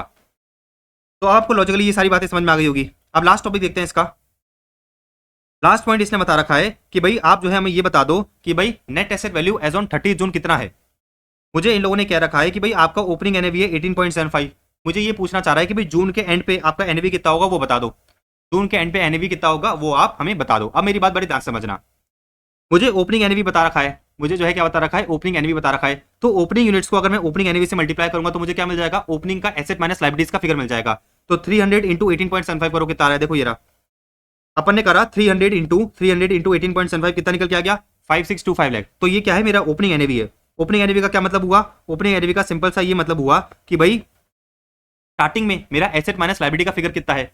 अब मैं क्या करूंगा अगर मेरे एसेट बढ़ते तो ऐड कर दूंगा, मेरे एसेट घटते तो मैं क्या करूंगा लेस कर दूंगा। तो मुझे क्या मिल जाएगा आपको जो है बेसिकली क्लोजिंग एनएवी मिल जाएगा, मतलब क्लोजिंग एसेट माइनस लायबिलिटी का फिगर मिल जाएगा, डिवाइड बाय करोगे क्लोजिंग यूनिट से तो आपको क्या मिल जाएगा क्लोजिंग एनएवी मिल जाएगा। अब आ जाओ देखो मुझे क्वेश्चन है ये बता रखा है कि भाई आपका पोर्टफोलियो वैल्यू अप्रिसिएशन कितना है, आपका पोर्टफोलियो वैल्यू अप्रिसिएशन है, देखो ये रहा आपका जो पोर्टफोलियो वैल्यू अप्रिसिएशन है वो कितना है 425.47। इसका मतलब क्या है कि भाई आपके एसेट्स बढ़े होंगे, आपका इन्वेस्टमेंट बढ़ा होगा, मतलब मैं क्या करूंगा ऐड करूंगा। तो आपने क्या करा देखो इसको ऐड करा 425.47 को मैंने क्या करा ऐड कर दिया, क्योंकि बेसिकली मेरा इन्वेस्टमेंट बढ़ेगा मतलब मेरा एसेट बढ़ेगा। अच्छा ये क्या है मेरा एसेट माइनस लायबिलिटी का फिगर है, एसेट माइनस लायबिलिटी का फिगर है, ओपनिंग एसेट माइनस लायबिलिटी का क्या है फिगर है। अब सुनो आपकी जो है 3 इनकम हुई है, आपको करंट में क्या हुई है 3 इनकम हुई है अप्रैल मई जून की, तो ये क्या हो जाएगी आपकी ऐड कर दी जाएगी क्योंकि आपका कैश का बैलेंस बढ़ा होगा। तो देखो ये रहा आपकी जो तीनों इनकम है यहाँ पर ने क्या करी ऐड कर दी, तीनों इनकम क्या करी आपने ऐड कर दी। अब सुनो आपने नए यूनिट्स इशू करे हैं, आपने क्या करा था 6 लाख नए यूनिट्स इशू करे थे और एक यूनिट का इशू प्राइस कितना था 19.2015। तो आपके पास पैसा आया होगा, देखो ये रहा issue of fresh units 6 lakh into 19.2015। तो बेसिकली आपने इतनी नई यूनिट्स क्या करी है इशू करी है। अच्छा आपने 3 लाख यूनिट्स को क्या करा रीपर्चेस कराए, किस रेट पे रीपर्चेस कराए 18.564 की रेट से रीपर्चेस कराए। तो आपके पास से कैश गया होगा तो आपने क्या करा लेस करा। तो यूनिट्स रीपर्चेस को मैंने क्या करा कैश यूनिट्स रीपर्चेस को मैंने लेस कर दिया, तो लेस अमाउंट कितना आ रहा है 55 पॉइंट, लेस अमाउंट कितना आ रहा है ये आपका निकल के आ रहा है 55.692 का। इतनी बात समझ में आई। अब सुनो आपने क्या करा है इनकम डिस्ट्रीब्यूट भी करी है, देखो ये रहा आपने क्या करा था आपने जो है बेसिकली इनकम को डिस्ट्रीब्यूट करा था, देखो ये रहा आपने 70% इनकम डिस्ट्रीब्यूट करी थी ना, तो ये आपकी जेब से गया होगा, आप कैश गया होगा, तो इसको मैं लेस करूंगा। तो जो मैंने इनकम डिस्ट्रीब्यूट करी उसको मैंने क्या करा लेस कर दिया। तो इनको मैंने देखो इनका मैंने टोटल लगाया, इनका मैंने टोटल लगाया कितना आ गया ये आ गया 6268.504 का। इन दोनों को मैं ऐड करा कितना आ गया ये 127.5935 का 5939 का। तो इसमें से मैंने इसको लेस करा तो आपका जो है क्लोजिंग आपका जो क्लोजिंग नेट एसेट वैल्यू है, तो यहाँ पर आप देख सकते हो कि जो आपका क्लोजिंग एनएवी है वो कितना निकल के आया, आपका जो क्लोजिंग एनएवी है वो बेसिकली निकल के आया 61409101 का। अच्छा आपकी क्लोजिंग यूनिट्स कितनी है, ओपनिंग में थे 300, आपने 6 इशू करी और 3 क्या करी रीपर्चेस कर ली, तो कितना बचा 303 बचा। तो आपका जो क्लोजिंग एनएवी है एज ऑन 30 जून वो कितना आ जाएगा, वो आ जाएगा आपका 20.2670 का। आई थिंक इधर तक आपको पूरी कहानी समझ में आ गई होगी। तो मैं अपन ने दो चीजें देख ली, तो डिविडेंड इक्वलाइजेशन प्रैक्टिकली किस तरह से अप्लाई करेंगे, और अपन ने ये देख लिया कि ओपनिंग एनएवी से मैं क्लोजिंग एनएवी पे कैसे लेके आऊंगा। ओपनिंग एनएवी का सिंपल सा मतलब ये है, ओपनिंग एनएवी का सिंपल सा मतलब क्या है, ओपनिंग एनएवी का सिंपल सा मतलब ये है कि भाई ओपनिंग में एसेट माइनस लायबिलिटी की वैल्यू कितनी है, फिर मैंने क्या करा, एसेट एंड लायबिलिटी में जो भी चेंजेस है उसको क्या करा, एडलेस कर दिया, तो आपको क्या मिल गया, क्लोजिंग एसेट माइनस लायबिलिटी का वैल्यू मिल गया। और उससे क्या करा आपने, क्लोजिंग एनएवी को डिवाइड करा क्लोजिंग यूनिट से, तो आपको जो है क्लोजिंग एनएवी पर यूनिट मिल गई। तो अब आई थिंक जो है आपको पूरा कंसेप्ट समझ में आ गया होगा। अब अपन ने जो है प्रैक्टिकली पूरा कंसेप्ट देख लिया, अब अपना चैप्टर पूरा खत्म हो गया है, ठीक है ना। छोटे छोटे टॉपिक बच रहे हैं, एक ये छोटा सा टॉपिक बच रहा है एक, ठीक है ना, एक दूसरा तीसरा चौथा, 4-5 छोटे छोटे टॉपिक बच रहे हैं। 4-5 छोटे मोटे टॉपिक के बाद अपना जो है पूरा चैप्टर क्या हो जाएगा, खत्म हो जाएगा। अब देखो मैं आपको जो है कुछ चीजें बताता हूँ, आपको जो है बेसिकली कुछ चीजें बताता हूँ, इंपॉर्टेंट चीजें हैं। तो बेसिकली देखो अब एक इंपॉर्टेंट चीज समझना, जब भी यूनिट होल्डर क्या करता है, म्यूचुअल फंड में पैसा लगाता है, तो म्यूचुअल फंड की अलग अलग तरह की स्कीम्स होती है, ठीक है ना, जिसमें से अपने लिए 3 स्कीम्स काम की है जो अपने एग्जाम में टेस्ट करी जाएगी। पहला स्कीम है आपका डिविडेंड री इन्वेस्टमेंट प्लान। अच्छा, इधर क्या होता है कि भाई जो भी डिविडेंड यूनिट होल्डर को मिलता है, यूनिट होल्डर क्या करता है, उस डिविडेंड को जो है म्यूचुअल फंड को देके एडिशनल यूनिट्स परचेज कर लेता है। देखो ये लोगों ने कहा कि भाई instead of receiving dividend in cash, dividends declared by the mutual fund are reinvested to purchase additional units. Example समझते हैं, सिंपल सा क्रक्स क्या है कि भाई जब म्यूचुअल फंड क्या करता है, अपने यूनिट होल्डर को डिविडेंड देता है, तो आप म्यूचुअल फंड हो, आपने मुझे डिविडेंड दिया, तो मेरे पास डिविडेंड आया, मैं क्या करूंगा, डिविडेंड के भी जितना मुझे डिविडेंड मिला है ना, उतने डिविडेंड की क्या करूंगा, एडिशनल यूनिट्स आपसे परचेज कर लूंगा। तो मतलब क्या हो रहा है, डिविडेंड एक तरह से रीइन्वेस्ट हो रहा है।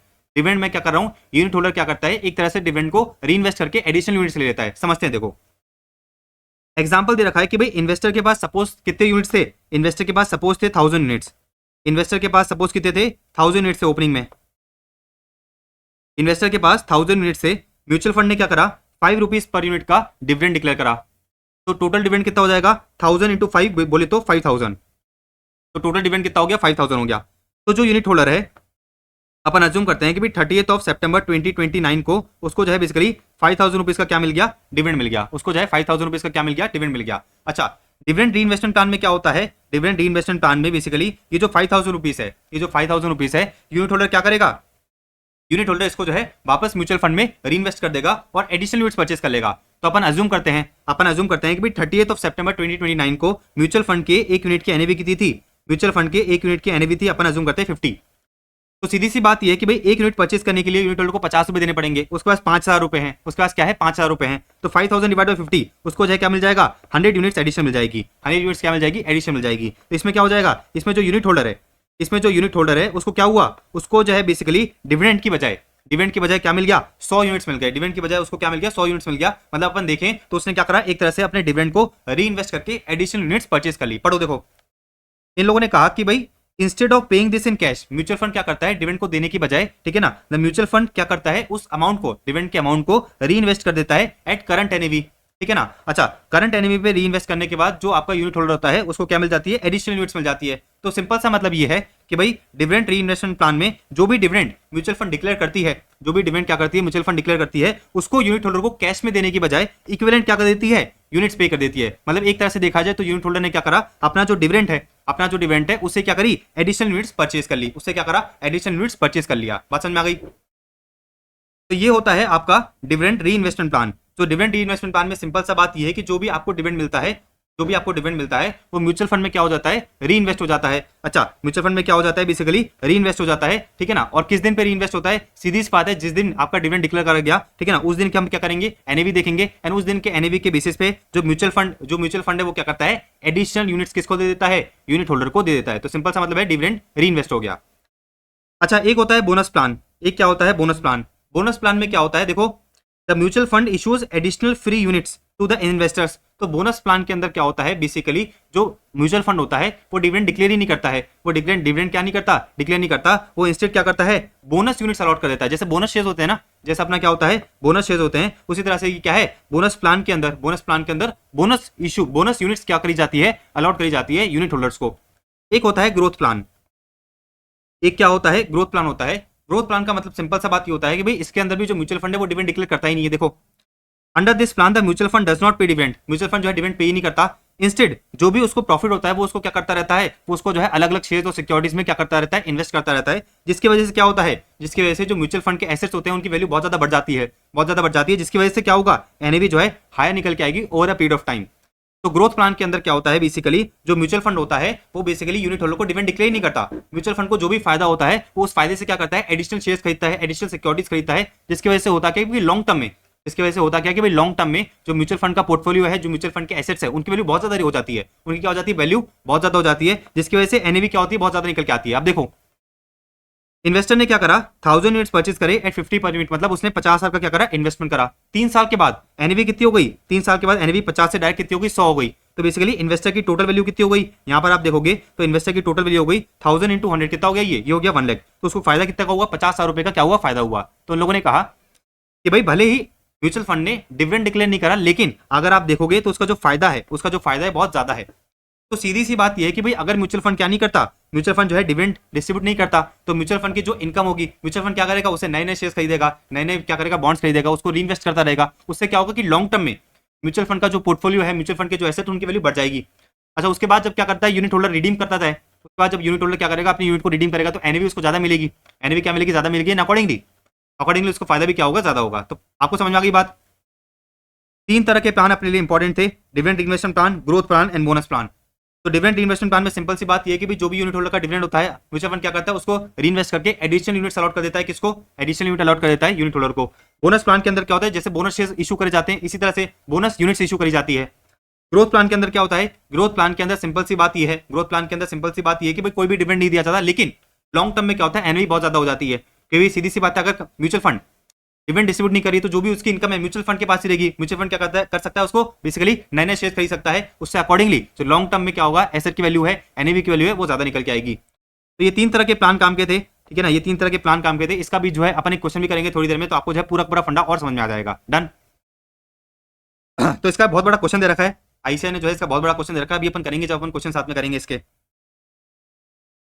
अब सुनो, एक कंसेप्ट देखने जा रहे हैं अपन, होल्डिंग पीरियड रिटर्न का। एक कंसेप्ट अपन देखने जा रहे हैं किसका, होल्डिंग पीरियड रिटर्न का। देखो ये रहा होल्डिंग पीरियड रिटर्न का सिंपल सा मतलब ये है कि भाई आपने परसेंटेज टर्म में कितना रिटर्न कमाया। So it is basically the total income earned in percentage by the unit holder. अच्छा, कैसे निकाला था, अभी अपन ने क्वेश्चन भी करा था, अगर आपको याद हो तो अपन ने क्वेश्चन नंबर 15 करा था। अगर आपको याद हो तो अपन ने क्वेश्चन नंबर 15 करा था, वहां पर अपन ने बेसिकली क्या करा था, आपने जो है रिटर्न का परसेंटेज निकाला था। देखो ये रहा क्वेश्चन नंबर 15 में आपने मेरे साथ बैठ के क्या करा था, ये निकाला था ना कि भाई इस बंदे ने रिटर्न कितना कमाया, इस बंदे ने मंथली कितना कमाया, एनुअली कितना कमाया, वही है होल्डिंग पीरियड रिटर्न, वही है आपका क्या, होल्डिंग पीरियड रिटर्न। यहाँ पर अगर आप देखोगे तो इस भाई ने इन्वेस्टमेंट कितना करा था, 10 रुपीज का इन्वेस्टमेंट करा था। इस भाई ने इन्वेस्टमेंट कितना करा था, इन्वेस्टमेंट ने करा था इसने 10 रुपीज का इन्वेस्टमेंट करा था, 10 रुपीज का। इसको इनकम क्या क्या हुई थी, इसको सीधी सी बात यह है कि भाई जो भी डिविडेंड मिला था और कैपिटल गेन मिला था, भाई इधर यही हुआ था ना कि भाई डिविडेंड देखो ये रहा आपका कैपिटल गेन डिस्ट्रीब्यूट हुआ था, डिविडेंड डिस्ट्रीब्यूट हुआ था। तो 2.4 लाख का कैपिटल गेन डिस्ट्रीब्यूट हुआ था और 1.6 लाख का क्या हुआ था, 1.6 लाख का आपका जो है डिविडेंड डिक्लेयर हुआ था। तो डिवाइड बाय हमने क्या करा, डिवाइड बाय 20 करा, तो आपको ये पता चला पर यूनिट के बेसिस पे इस भाई ने जो है क्या करा, इस भाई ने जो है डिविडेंड और कैपिटल गेन्स की इनकम कमाई कितने की, 0.2 की। अच्छा, इसको नुकसान कितना हुआ था, इसको नुकसान हुआ था 0.1 का, इसको नुकसान कितना हुआ था, 0.1 का नुकसान हुआ था। तो 0.2 माइनस 0.1 डिवाइड बाय 10 इंटू 100 करा, तो आपको ये पता चला था कि भाई आपका मंथली रिटर्न कितना आया था, क्योंकि बेसिकली अप्रैल का था ना ये डेटा।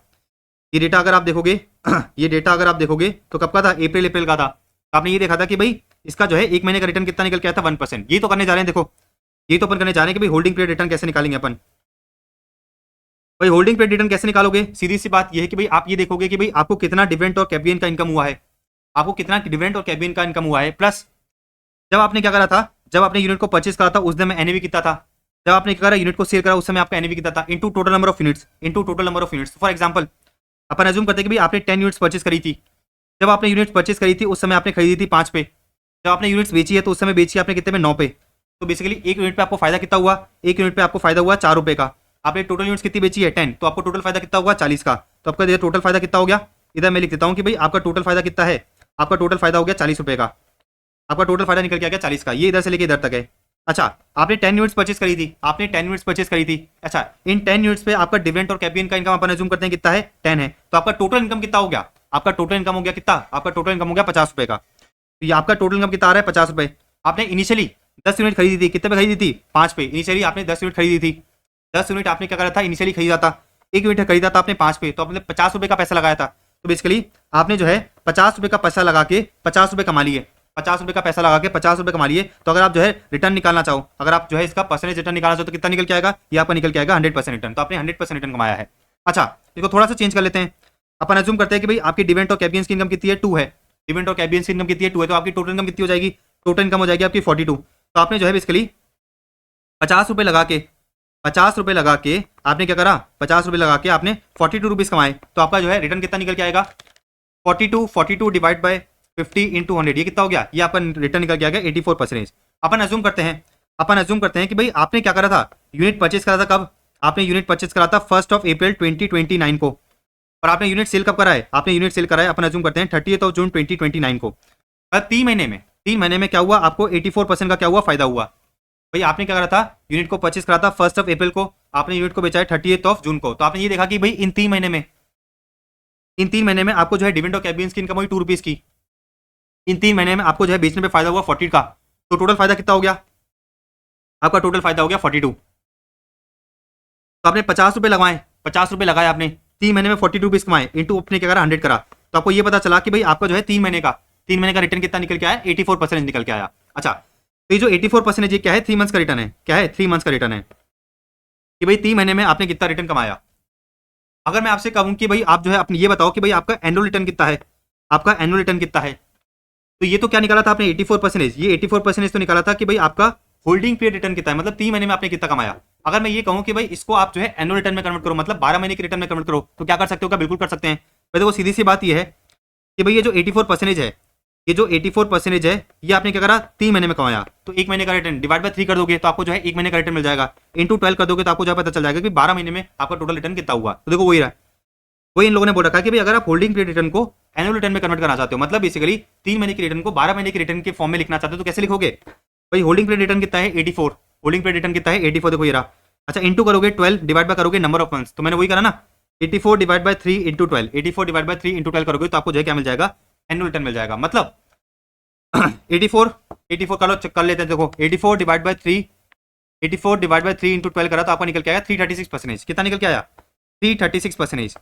तो अगर आप क्या करते हो? 3 महीने के लिए होल्ड करते हो, अगर आप क्या करते हो? 3 महीने के लिए होल्ड करते हो तो आपको जो है 84% रिटर्न मिलेगा। अगर आप इसको जो है क्या करते? 12 महीने के लिए होल्ड करते तो आपको जो है 336% का क्या मिलता? रिटर्न मिलता। तो होल्डिंग पीरियड रिटर्न को अगर आपको क्या करना है? एनुअल पीरियड रिटर्न में कन्वर्ट करना है तो आराम से कर सकते हो। जो भी आपका होल्डिंग पीरियड रिटर्न है, ठीक है ना, डिवाइड बाय क्या करोगे? नंबर ऑफ मंथ्स इंटू कर दोगे 12। अच्छा, फॉर एग्जाम्पल अगर ये जो 84% का रिटर्न है ये कितने का होता? ये बेसिकली 30 डेज का होता, और आपको जो है 365 डेज का निकालना है। तो कैसे निकालते? भाई 84 डिवाइड बाय 30 इंटू 365। वही करते ना कि भाई जो 84% है वो 30 दिन का है, तो 84 डिवाइड बाय 30 करूंगा तो आपको 1 दिन का रिटर्न मिल जाएगा। इंटू करोगे तो आप इंटू करोगे 365 तो आपको जो है बेसिकली पूरे साल का क्या मिल जाएगा? रिटर्न मिल जाएगा। देखो वही चीज रखिए, holding period return into 12 divide by number of months, या फिर into 365 divide by number of days. ये हो गया आपका होल्डिंग पीरियड रिटर्न। ये हो गया आपका होल्डिंग पीरियड रिटर्न का कंसेप्ट, और ये होगा आपका एनुअल रिटर्न का कंसेप्ट। अच्छा, एक इंपॉर्टेंट पॉइंट देखना, एक इंपॉर्टेंट नोट देखना, समझना। एक इंपॉर्टेंट पॉइंट देखते हैं। इन लोगों ने कहा, पढ़ो, for the purpose of calculating annual return. जब आप क्या कर रहे हो? एनुअल रिटर्न कैलकुलेट कर रहे हो, आईसीआई क्या करता है? Generally prefers that the number of days will be inclusive of both the date of investment as well as the date of redemption of unit. क्या मतलब है? समझना भाई। देखो मैंने आपको ये बताया कि भाई 1 अप्रैल को आपने यूनिट परचेस करा और 30 जून को आपने क्या करा? यूनिट बेच दिया, और आपको जो है टोटल परसेंटेज कितना रिटर्न निकला? आपका जो टोटल रिटर्न है वो निकल के आया 84%। आपका टोटल रिटर्न कितना निकल के आया? 84% निकल के आया, ठीक है ना। तो 1 अप्रैल को आपने परचेस करा था, 30 जून को आपने बेच दिया, आपको पता चला कि भाई इस दौरान आपका जो रिटर्न है वो कितना निकल के आ रहा है? 84%। 84% अभी अपने निकालना सीखा था, कैसे निकला था। अच्छा, अब अगर इस 84% को मुझे क्या करना है? 84% को मुझे एनुअल रिटर्न में कन्वर्ट करना है, तो मैं क्या करूंगा? सीधी सी बात है, 84 divide by number of days into 365 करूंगा, यही करूंगा ना। अब सवाल आता है कि भाई नंबर ऑफ डेज क्या लिए जाए? नंबर ऑफ डेज क्या लिए जाए? मतलब सीधी सी बात है, नंबर ऑफ डेज का मतलब क्या हुआ? भाई आपने परचेज कब करा था और आपने सेल कब करा था। तो बेसिकली ये जो नोट कह रहा है कि भाई नंबर ऑफ डेज निकालने के लिए जिस दिन आपने परचेज करा और जिस दिन आपने सेल करा, उन दोनों को क्या करा जाएगा? इंक्लूड करा जाएगा। तो अप्रैल के कितने दिन हो जाएंगे? अप्रैल के दिन हो जाएंगे 30, मई के कितने दिन होंगे? 31, और जून के कितने होंगे? जून के होंगे आपके 30। तो 30 प्लस 31 ये कितना हो गया? 30 प्लस 31 प्लस 30 कितना हो गया? 91 डेज हो गया। तो बेसिकली 84 डिवाइड बाय 91 इंटू 365 करूंगा, जब जाके मुझे क्या मिलेगा? जब जाके आपको एनुअल रिटर्न मिलेगा। तो नोट सिंपल सी बात मुझे ये बता रहा है कि जब आप क्या कर रहे हो, एनुअल रिटर्न निकालते हो, जब आप क्या करते हो, एनुअल रिटर्न निकालते हो, तो number of days for which the investment was held should be inclusive of the date of investment as well as date of sale. बस बात खत्म, पढ़ लो वापस। For the purpose of calculating annual return, ICAI generally prefers that the number of days will be inclusive both of the date of investment as well as the date of redemption। बात समझ आ गई? तो number of days for which the investment is held में क्या include करेंगे अपन, first April को भी include करेंगे और 30 जून को भी इंक्लूड करेंगे। मतलब 91 डेज का रिटर्न निकल के आया। ये क्या निकल के आया, 91 डेज का रिटर्न निकल के आया। ठीक है ना। अच्छा, डेज को कैलकुलेट करते समय आपको ध्यान रखना है भाई फर्स्ट अप्रैल इंक्लूड होगा, क्योंकि ICAI क्या करता है, ऐसे ही कैलकुलेशन करता है। ICAI क्या करता है, ऐसे ही कैलकुलेशन करता है। डन। ऐसा मत करके आ जाना, ऐसा मत करके आ जाना कि भाई अप्रैल में 30 डेज होते हैं तो 30 - 1 कितना हो गया, 29। 30 - 1 कितना हो गया, 29। अरे हट जा रे। तो अप्रैल के 29 प्लस मई के 31 प्लस जून के 30, ऐसा मत करके आ जाना। ICAI क्या अज्यूम करता है, ICAI ये अज्यूम करता है कि जिस दिन आपने क्या करा है, इन्वेस्टमेंट करा है, जिस दिन आपने क्या करा है, इन्वेस्टमेंट करा है, वो भी नंबर ऑफ डेज में क्या होगा, काउंट होगा। तो अप्रैल में अपन क्या करेंगे, अप्रैल में जो है आप पूरा का पूरा 30 डेज लोगे। अप्रैल के भी 30 डेज लोगे, अप्रैल का आपने 30 डेज लिया, मई का 31 तो हो ही गया, और जून का भी आप क्या करोगे, 30 डेज लोगे। मतलब 1 अप्रैल से लेके 30 जून तक कितने दिन हो गए, 91 डेज हो गए। तो 84 डिवाइड बाय 91 इंटू 365 करोगे तो आपको क्या मिल जाएगा, एनुअल रिटर्न का परसेंटेज मिल जाएगा।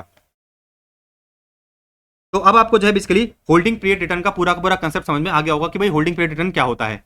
अच्छा डोंट वरी, इसके भी क्वेश्चन दे रखे हैं। एक क्वेश्चन तो अपने क्वेश्चन नंबर 15 कर ही लिया, बहुत सारे क्वेश्चन दे रखे हैं, अपन बहुत सारे क्वेश्चन करेंगे। ठीक है, तो यहाँ पर अगर आप देखते हो तो म्यूचुअल फंड में अगर आप देखोगे तो टोटल कितने क्वेश्चन हैं, म्यूचुअल फंड में अगर आप देखोगे तो टोटल आपको जो है क्वेश्चन दिखेंगे कितने, टोटल आपके क्वेश्चन है कितने, 32। कितने हैं क्वेश्चन, टोटल 32 क्वेश्चन हैं। तो एक बार अपन सारे कॉन्सेप्ट कर लेते हैं। ठीक है ना, एक बार अपन सारे कॉन्सेप्ट कर लेते हैं। कंसेप्ट के साथ साथ अपन ने एक एक क्वेश्चन तो कर ही लिया है, अब एक साथ अपन क्या करेंगे, सारे के सारे क्वेश्चंस भी कर लेंगे, सो दैट आपका जो है क्वेश्चन वाला भी काम आराम से हो जाए। तो होल्डिंग पीरियड रिटर्न वाला पूरा कंसेप्ट आपको समझ में आ गया होगा। अब आगे बढ़ते हैं, आ जाओ। ये वाला जो फॉर्मेट है, ये वाला जो फॉर्मेट है, अभी मैंने आपको जो क्वेश्चन नंबर 20 कराया एक्जैक्टली वही है, एक्जैक्टली वही है। मैंने बस फॉर्मेट उड़ा दिया, देखो क्या लिखा है, sample format taken from ICAI material. Done. अब देखो लास्ट टॉपिक्स बच रहे हैं, तीन लास्ट टॉपिक बच रहे हैं, छोटे छोटे, तीन छोटे छोटे लास्ट टॉपिक बच रहे हैं, करते हैं। देखो एक कंसेप्ट आता है ट्रायल कमीशन का। ट्रायल कमीशन का सिंपल सा मतलब ये है कि भाई म्यूचुअल फंड में जो भी प्रोफेशनल मैनेजर बैठा है, अपन उसको कुछ कमीशन भी तो पे करेंगे ना। भाई वो क्या कर रहा है, अपनी सर्विसेज दे रहा है। भाई आपने पैसा म्यूचुअल फंड को दे दिया, अब म्यूचुअल फंड में जो प्रोफेशनल बंदा बैठा है वो क्या करेगा, अपना दिमाग लगा के म्यूचुअल फंड के पैसे को क्या करेगा, अलग अलग जगह पे इन्वेस्ट करेगा। तो बेसिकली जो उसको अपन कमीशन पे करते हैं उसी को अपन क्या बोलते हैं, ट्रायल कमीशन। पढ़ो, इट इज द अमाउंट जो म्यूचुअल फंड क्या करता है, जो mutual fund investor pays to his advisor each year. ठीक है ना, तो बेसिकली जितना पैसा हम क्या करते हैं अपने एडवाइजर को पे करते हैं उसको अपन क्या बोलते हैं, ट्रायल कमीशन बोलते हैं। देखो क्या दे रखा है, the purpose of charging this commission from the investor is to provide incentive to the adviser to review their customer का holding and to give advice from time to time. तो जो प्रोफेशनल बंदा बैठा है म्यूचुअल फंड का, जो investor का adviser है, जितना भी पैसा उनको पे करा जा रहा है वो एक तरह का क्या है, कमीशन है। तो कोई दिक्कत नहीं है, तो एकदम थ्योरी का टॉपिक था। तो ट्रायल कमीशन का मतलब ये है कि भाई जो म्यूचुअल फंड का इन्वेस्टर है वो अपने एडवाइजर को कितना पेमेंट कर रहा है, या फिर जो म्यूचुअल फंड है वो अपने प्रोफेशनल मैनेजर को कितना पेमेंट कर रहा है, उसको अपन क्या बोलते हैं, ट्रायल कमीशन बोलते हैं।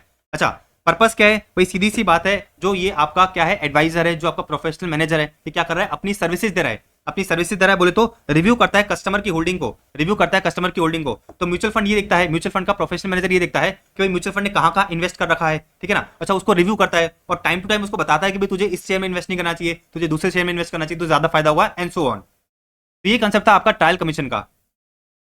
अब एक कंसेप्ट आता है आपका एक्सपेंस रेशियो का। देखो क्या दे रखा है, एक्सपेंस रेशियो का सिंपल सा मतलब ये है कि भाई कितना पैसा आपने खर्च करा है to run a mutual fund, पूरे साल में आपने कितना पैसा खर्च करा है। देखो percentage of assets that were spent to run a mutual fund, कितना पैसा आपने क्या करा है, खर्च करा है म्यूचुअल फंड को चलाने के लिए। क्या क्या इंक्लूड होता है इसके अंदर, देखो भाई management and advisory fees, travel cost, audit fees, custodian fees, registrar fees, consultancy fees etcetera. मतलब मोटा मोटा म्यूचुअल फंड को चलाने के लिए जो जो खर्चा इंक्लूड होता है, जो जो खर्चा होता है वो बेसिकली एक्सपेंस रेशियो में इंक्लूड करा जाएगा। लेकिन क्या इंक्लूड नहीं होता, इन लोगों ने कहा कि भाई it does not include brokerage cost for trading the portfolio. तो जब आप क्या करते हो, शेयर्स एंड सिक्योरिटीज को परचेज एंड सेल करते हो तो आपको जो है ब्रोकरेज देना पड़ता है। ठीक है ना, आपको जो है क्या करना पड़ता है, ब्रोकरेज कॉस्ट देना पड़ता है। तो ब्रोकरेज कॉस्ट इसके अंदर इंक्लूड नहीं करा जाएगा। अच्छा, एक्सपेंस रेशियो को आप टोटल एक्सपेंस रेशियो भी कह सकते हो, मैनेजमेंट एक्सपेंस रेशियो भी कह सकते हो, एक्सेट्रा। कैसे निकाला जाता है, तो आपको ये देखना है कि भाई पर यूनिट के बेसिस पे आपने कितना खर्चा करा है, divide by average NAV into 100, simple. तो आप ये देखोगे कि भाई एक यूनिट पे भाई एक यूनिट की ओपनिंग एनएवी अपन अज्यूम करते हैं कि भाई एक यूनिट की ओपनिंग एनएवी थी 10, क्लोजिंग एनएवी कितनी थी, क्लोजिंग एनएवी थी, एक यूनिट की क्लोजिंग एनएवी कितनी थी, क्लोजिंग एनएवी ले लेते हैं अपन 15। अच्छा टोटल यूनिट्स लेते हैं अपन, टोटल यूनिट्स कितनी है, टोटल यूनिट्स अपन ले लेते हैं 20, टोटल यूनिट्स कितनी है 20 है। पूरे साल में खर्चा कितना हुआ, अपन अज्यूम करते हैं भाई पूरे साल में जो है 5 रुपये का खर्चा हुआ, पूरे साल में टोटल खर्चा कितना हुआ 5 रुपये का खर्चा हुआ। तो बेसिकली आप पर यूनिट का एक्सपेंस निकाल सकते हो क्या, बिल्कुल निकाल सकते हैं। 5/20 करो, आपको पर यूनिट का खर्चा मिल जाएगा। तो 5/20 करा मैंने, 5/20 करा, 5/20 करा, तो एक्सपेंस पर यूनिट कितना आ गया आपका 0.25। तो पर यूनिट का आपका एक्सपेंस कितना हो गया, एक्सपेंस पर यूनिट हो गया आपका 0.25। अच्छा आपने जो है एक यूनिट के लिए, आपने जो है बेसिकली एक यूनिट पे इफेक्टिवली 0.25 का खर्चा करा है। अच्छा एक यूनिट की वैल्यू कितनी है, अगर अपन देखें एक यूनिट की वैल्यू कितनी है, ओपनिंग में थी 10, क्लोजिंग में थी 15। अब सवाल आता है कौन सा लिया जाए, लेकिन जो खर्चा होता है, खर्चा तो पूरे साल होता है, खर्चा तो पूरे साल होता है, इसलिए मैं जो है यूनिट की वैल्यू ओपनिंग भी नहीं ले सकता, क्लोजिंग भी नहीं ले सकता। मैं क्या कर सकता हूँ, एवरेज वैल्यू ले लूंगा। मैं क्या करूंगा, एवरेज ले लूंगा। तो 10 + 15 / 2 करो, कितना आ रहा है 25 / 2 कितना होता है 12.5, राइट। 25 / 2 अगर मैं करता हूँ तो ये निकल के आएगा 12.5। तो बेसिकली 0.25 / 12.5 इंटू 100 करो तो आपको क्या मिल जाएगा, एक्सपेंस रेशियो मिल जाएगा। तो 0.25 / 12.5 इंटू 100 करा तो आपको पता चला कि भाई आपका 2% क्या होता है, 2% बेसिकली आपका खर्चा होता है। डन है। तो एक्सपेंस रेशियो सिंपल सी बात है, कोई क्वेश्चन नहीं आएगा इसका, एमसीक्यू में पूछ ले तो पूछ ले। आपको बस क्या ध्यान रखना है कि भाई आपका पर यूनिट के बेसिस पे, पर यूनिट के बेसिस पे एक्सपेंस कितना हुआ था, divide by average NAV into 100। क्या करना है, एवरेज एनएवी करना है। तो बेसिकली एक यूनिट की वैल्यू ओपनिंग में थी 10, क्लोजिंग में थी 15, लेकिन जो खर्चा होता है पूरे साल होता है, खर्चा होता है वो तो पूरे साल होता है, इससे मैं ओपनिंग भी नहीं ले सकता, क्लोजिंग भी नहीं ले सकता, क्योंकि क्लोजिंग का मतलब क्या है, ईयर एंड की वैल्यू है। ओपनिंग का मतलब क्या है, ओपनिंग की वैल्यू है। मुझे पूरे साल की वैल्यू चाहिए, तो मैं क्या करता हूँ, इसका एवरेज लेता हूँ। मैंने क्या करा, एवरेज लिया। तो 10 + 15 / 2 कितना हो गया, ये 12.5 इंटू 100।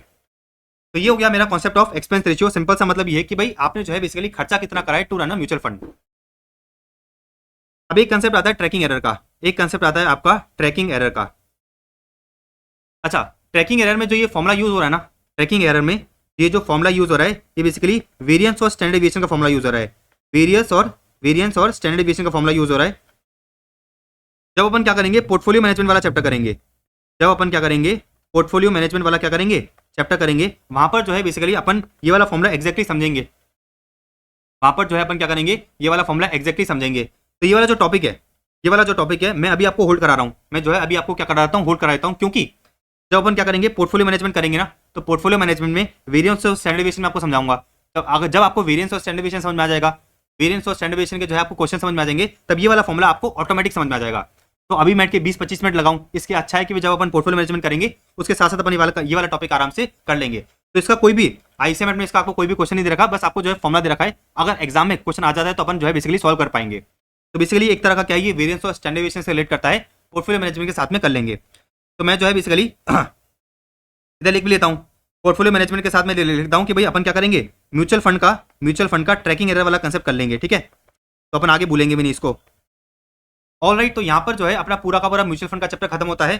अब अपने को नेक्स्ट लेक्चर से क्या करना है, इसके सारे के सारे क्वेश्चन समझा देने हैं। ऑलराइट, मिलते हैं नेक्स्ट वीडियो में।